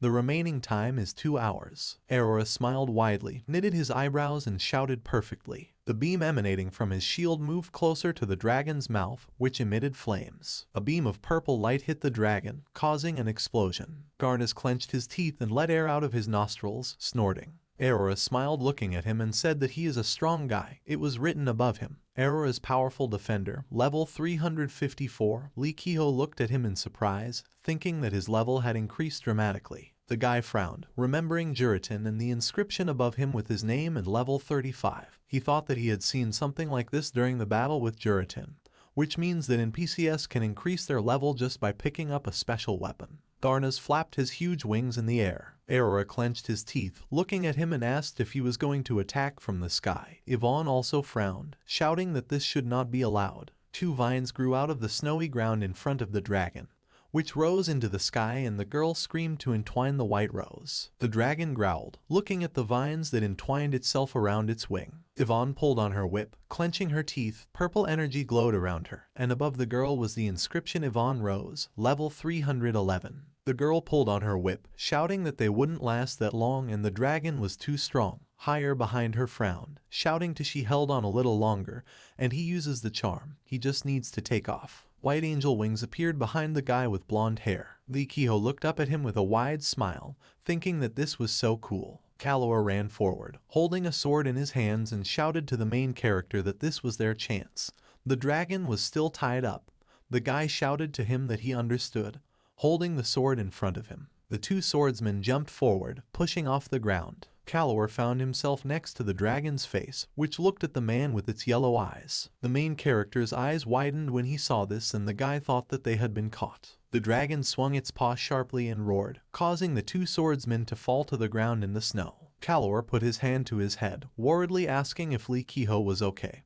He replied that everything was fine, getting to his feet. The guy clenched his teeth, holding the sword in front of him, and thought they would succeed, but he knew that they would attack. Darnaz opened his mouth, from which white steam came out, and looked aside at the main character. Someone laughed as he walked up to the 2 of them and called them his cute swordsmen. Gon stood in the middle of Kalor and Lee Kehoe, holding his sword in front of him and smiling, saying that the tension was on their shoulders. The man swung his sword a couple of times, which had a blue glow around it, and said that they could speed up and strike harder. Gon took a fighting stance, holding his sword back and crouching slightly, blue mist flying around him, and he told them to remember that the duo of sword and technique is the main weapon of a swordsman. The man opened his eyes and, smiling widely, shouted that it was done like this. Gon slashed his sword, sending out blue energy. The snow in front of him flew away, and the man shouted that they must become such masters one day. A blow of blue energy struck the dragon's neck, causing red blood to flow out. Darnaz looked to the side, making a sound of pain as drops of his blood flowed in front of his face. The dragon collapsed to the ground, raising its paw in the air as the others looked on. Lee Kehoe covered his face with his hand with a smile, thinking that this is amazing. Level 388. The Grandmaster is now even stronger than Darnaz. The man with gray hair put the sword behind his back, and the guy thought that his technique was perfect and had no equal. Above the man it was written, Ghost Blade Gon, level 388. Lee Kehoe smiled, looking at him, and thought that he seemed to have found his idol. Gon ran forward while the 2 swordsmen looked at him. The man shouted that this was their chance. He was wounded. Kalor called the main character, holding his sword in front of him, and he replied that he understood, also holding the sword and running forward. Lee Kehoe frowned, pursing his lips, and thought that this raid couldn't end until he did something. Blue energy appeared around the guy. Gon turned to him, noticing this. The man opened his eyes slightly, looking to the side, and thought that everything was clear. It seems this guy has a great future ahead of him. Lee Kehoe frowned, holding his hand out in front of him, a bright blue light glowing around him. Lee Kehoe opened his mouth wide, frowned, and raised his sword behind his back. He struck the dragon's body, leaving a blue light from the blow as he screamed. Opening his mouth wide, Darnaz growled, looking to the side. The guy dealt several blows to the dragon's skin, but no traces remained. Darnaz hit the ground with his foot and waved his paw towards Kalor, who was looking at her. Lee Kehoe clenched his teeth, frowning at this, and growled. Gon stood in front of him, throwing his sword over his shoulder and telling the guy not to overexert himself. Narrowing his eyes, the man grinned, saying that he was still a new guy. Gon lunged towards the dragon, raising his arm and holding his sword above his head. He swung it sharply, striking Darnaz, causing the dragon's mouth to open wide. He growled loudly, his wings screaming upward, drops of blood flying in the air. Lee Kehoe covered his face with his hand and smiled widely, closing one eye and thinking that nothing less was expected from the Grandmaster. The man with gray hair smiled widely, throwing the sword back over his shoulder and closing one eye, asking if that would do. Lee Ki-ho raised his head upward, from where a white light shone. Higher with white wings on his back flew in the air, folding his arms, frowning and shouting for everyone to move away from Garna's. The clouds parted to the sides, a huge golden sword blade appeared above Garna's, and yellow lightning struck from the sky. Higher looked down, pressing his palms together and asked the ancient creature to forgive him. Aurora stood behind Sayer and Seer, who turned to look at the man. He shouted for everyone to quickly hide behind his shield. The group stood behind the Aurora shield. There was a blue dome around them. Garnas raised his head up while a huge golden sword was lowered on him and lightning struck around him. Higher said that this was necessary to save millions of lives. A golden beam of light surrounded Garnas, who opened his mouth wide and roared loudly. Golden light illuminated everything around. There was a huge powerful explosion on the mountain. The group stood in front of the dead Garnas, whose tongue had fallen out of his mouth, and on his neck there was a cut from which blood was flowing. Lee Ki-ho smiled looking at him and said that they won. The guy's eyes widened when he noticed something inside in surprise. A purple sphere was flying above the ground, which glowed with a dark purple light. Lee Ki-ho realized that this was the core of Garnas. Lee Ki-ho looked to the side, frowning. Aurora and Gon stood aside with smiles on their faces, talking with Sayer and Seer. The guy thought that they really couldn't see the core because they were NPCs. Lee Ki-ho cleared his throat, putting a hand to his face as he stood next to the core. He widened his eyes, looking ahead. Yvonne smiled widely, closed her eyes and clapped her hands, saying that the raid was over. Lee Ki-ho thought that this was the end of the fierce battle against Garnas. During the battle he rose as much as 25 levels. Lee Ki-ho clenched his hands into fists, smiling widely. Next to him there were a pair of blue arrows that pointed upward. Aurora waved his hand, turned his back and said that he hated the cold. So before the meeting, the main character thought that Aurora left them immediately after receiving the reward. Yvonne waved her hand with a smile to a group of people who were putting the dragon's skin and pieces of its meat together. She told them to move. Take the bones and skins, and they will make good money from them. Lee Ki-ho thought that Yvonne called her people from Bin Caravan, who they cut up the dragon's corpse. She left very pleased with the outcome of the battle and the spoils. The girl was riding on a cart, shouting higher not to forget about her promise. The guy smiled at her and waved his hand, laughing and agreeing. Higher closed his eyes, extended his hand and told Gon, Kalawar and Lee Ki-ho that he wanted to thank them again. Gon pointed behind him with a smile at the two swordsmen, who were blushing, and said that meeting such talented guys is already a reward. Higher tilted his head, smiling and agreed with the man. Lee Ki-ho laughed awkwardly and scratched the back of his head, looking away, thinking that it was hard, but Higher seemed to appreciate his efforts. High snow-capped mountains. Gon stood in front of Kalawar and Lee Ki-ho with his hands on his hips, about to tell them something. He called the swordsman Laoswan. Kalawar sat down on one knee and put his hand to his chest, closing his eyes and saying that he was here. Gon also looked at the main character, calling the swordsman Espargan. Lee Ki-ho sat down on one knee and bowed his head, saying that he was here. The man held the rune in his hands, smiling widely, and told them that one day the fame of their deeds would spread far and wide and reach his ears, and when that happened, he would welcome them with open arms. The man threw the rune aside, turned to them and said that he would look forward to this. A purple portal opened next to Gon and a man walked towards him, saying that he was going to buy caravan. Kalawar and Lee Ki-ho looked after him. The two of them looked at the purple portal into which the man disappeared, down on one knee. Kalawar rose to his feet, looking at the main character with a smile, and said that he had urgent business, so he needed to go. He waved his hand to the guy, saying that they would see each other again. Lee Ki-ho raised his hand, smiling and looking after the man. Lee Ki-ho looked around, thinking that in solitude it began to seem to him that there was no battle at all. A purple light shone next to the guy and he looked in his direction. A purple core was flying above the ground, from which a purple mist emanated, and the guy said that we also need to deal with it. Lee Ki-ho looked down at the core, thinking that it would be easy to take the entire reward for himself, although he didn't really do anything. He doesn't know if it's right. The boy raised his hand, frowning, and thought that it was stupid to refuse such luxury. He put his hand to the purple core, thinking that in order to stand on par with real warriors, he needed to be much stronger than he was now. A bright white light emanated from the core, illuminating everything around it. A bright white light illuminated the snow-capped mountains. Lee Ki-ho made a surprised sound and put his hand to his head, closing one eye as a white light shone next to him. He opened his mouth slightly, looking down questioningly. Floating above the ground were dark armor with a black pattern on the shoulders, breastplate and hem, and in front of them also flew a long sword with a black hilt and a golden cross, in the center of which was a purple crystal. Lee Ki-ho extended his hand towards the sword that was emitting red light, asking what it was. Purple fog and flames were flying next to the sword. The system window showed, Mark of Atoria. Legendary, type, two-handed sword, weight, 8.8 kilograms, strength plus 43, health plus 31, agility plus 31, intelligence plus 16, damage with one hand, 711-984 units, two-handed damage, 1224 to 1411 units. Passive skills, Atoria's fighting style. After killing 100 monsters, the destructive flame skill is activated. Solar storm, limit. Maximum use 3 times. Cooldown, 10 minutes if the monster is lower than the player more than 20 levels. It is not taken into account when counting 100 monsters. Lee Ki-ho looked down at the sword in shock and muttered about how it was legendary. A system window opened in front of the guy, and he raised his head, looking at it. On the long system window in front of the main character it was written, Atoria's Rising Sun Armor, Legendary, 5 out of 6, Atoria's Mind, Heavy Armor, Helmet, Son of Athoria, Heavy Armor, Breastplate, Atoria's Veins, Heavy Armor, Pants, Atoria's Madness, Heavy Armor, Gloves, Atoria's Fire, Heavy Armor, Boots, Brand of Atori Two-Handed Sword, Strength plus 87, Health plus 77, Agility plus 84, Intelligence plus 59, bonus for 3 of 6 items.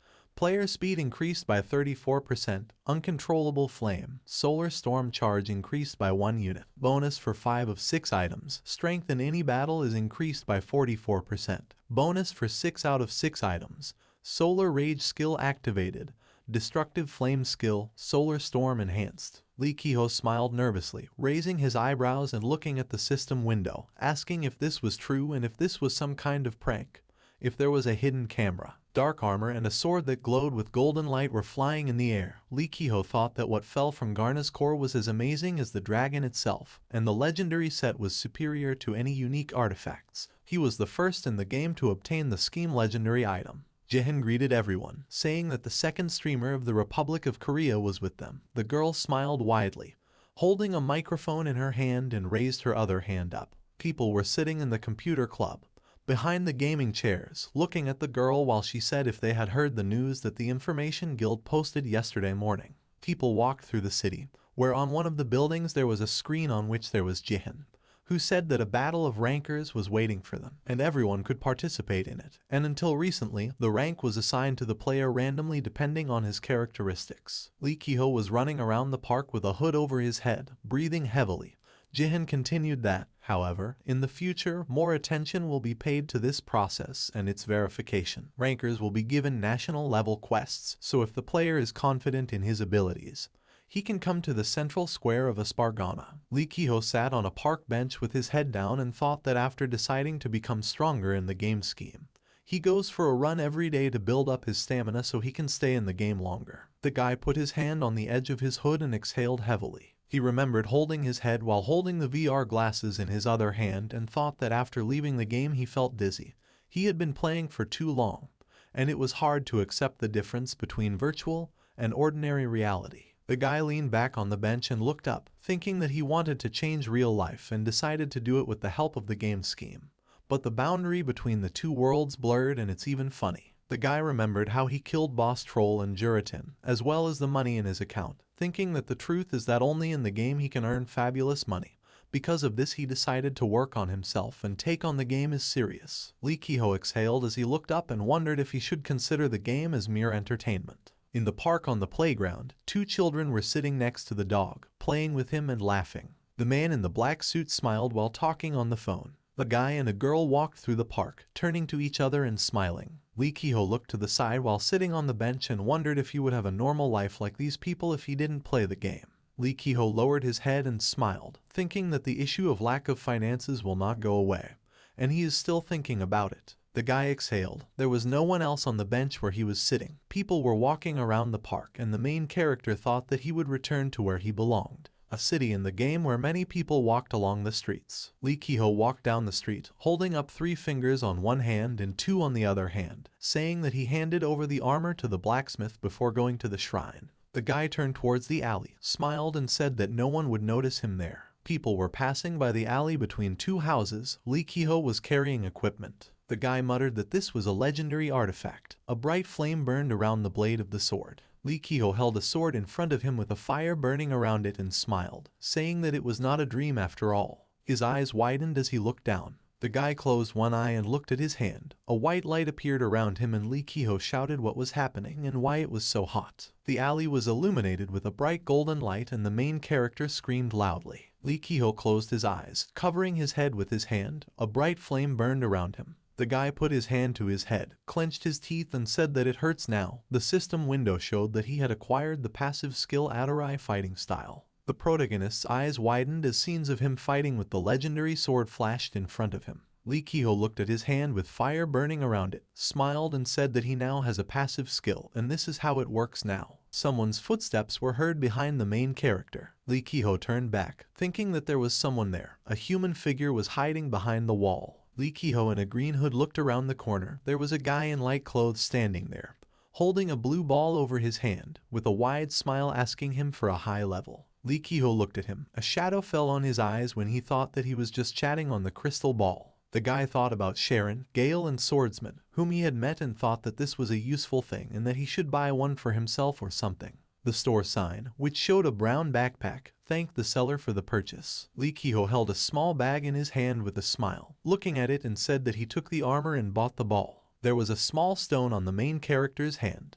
He squeezed it in his hand, raising it above him and shouted into a Spargan's hideout with a wide smile. A city with 2 high towers, a white airship was flying nearby. A girl with brown hair and red and white clothes smiled, raised her hand and said, "Welcome. They will do everything to make the flight comfortable," and asked where they were going. Lee Ki-ho followed her while the girl was climbing the stairs and answered that in Bin Caravan. The girl turned to him and said that then he should take the white horse of Rondel and let him follow her. Lee Ki-ho followed the girl, looking around. He exhaled, remembering the note that said, "In Bin Caravan," from Robin, and thought that he was going to the sanctuary in person, and Robin decided to get off with a simple note. From behind, someone approached the main character, asking why he was taking so long. He stretched out her hand towards the guy with a smile, asking her to always wait for him now. Lee Ki-ho smiled when he saw the girl and asked if she was flying with him. She nodded and answered of course. She pointed a finger at herself, saying that they had a joint mission. Bin Caravan, a huge high tower that rose above the ground. Lee Ki-ho stretched, yawning and said that they got to Langeru faster. Ki walked ahead of him, turning to the guy with a smile. The girl pointed to the side, smiling widely, and told him to look there. She pointed to a high tower and the guy looked at her. The girl said that this was the Bin Caravan Tower, a place of general trade. Lee Ki-ho smiled widely as he looked up and said that it looked impressive. A man approached the two of them from behind and called them by name. The guy in the black suit bowed his head, closed his eyes and said that he was Russell, the Silverhead, a member of the Information Guild. The guy with brown hair smiled, closing his eyes. The three rode the elevator through the air next to the tower and Russell said they had already reached the 81st floor of the Bean Caravan. Floors 80 to 90 are reserved for guests. With a smile, the guy said that they would be located at 80 in the smelting room. Ki looked at him in surprise, humming questioningly. The girl raised her hand, raised her eyebrows and asked if the master had directed him. Russell opened his eyes slightly, looking at the girl. He pointed his hand at the elevator doors, which opened, and bowed his head, saying with a smile that everything was correct and he would tell the details after arrival. In the white corridor there were many large wooden doors leading to rooms. Russell put his hand on the door handle, closing it. The guy was standing at the door in front of Ki and Lee Ki-ho. Raising his head, the guy said that before he begins,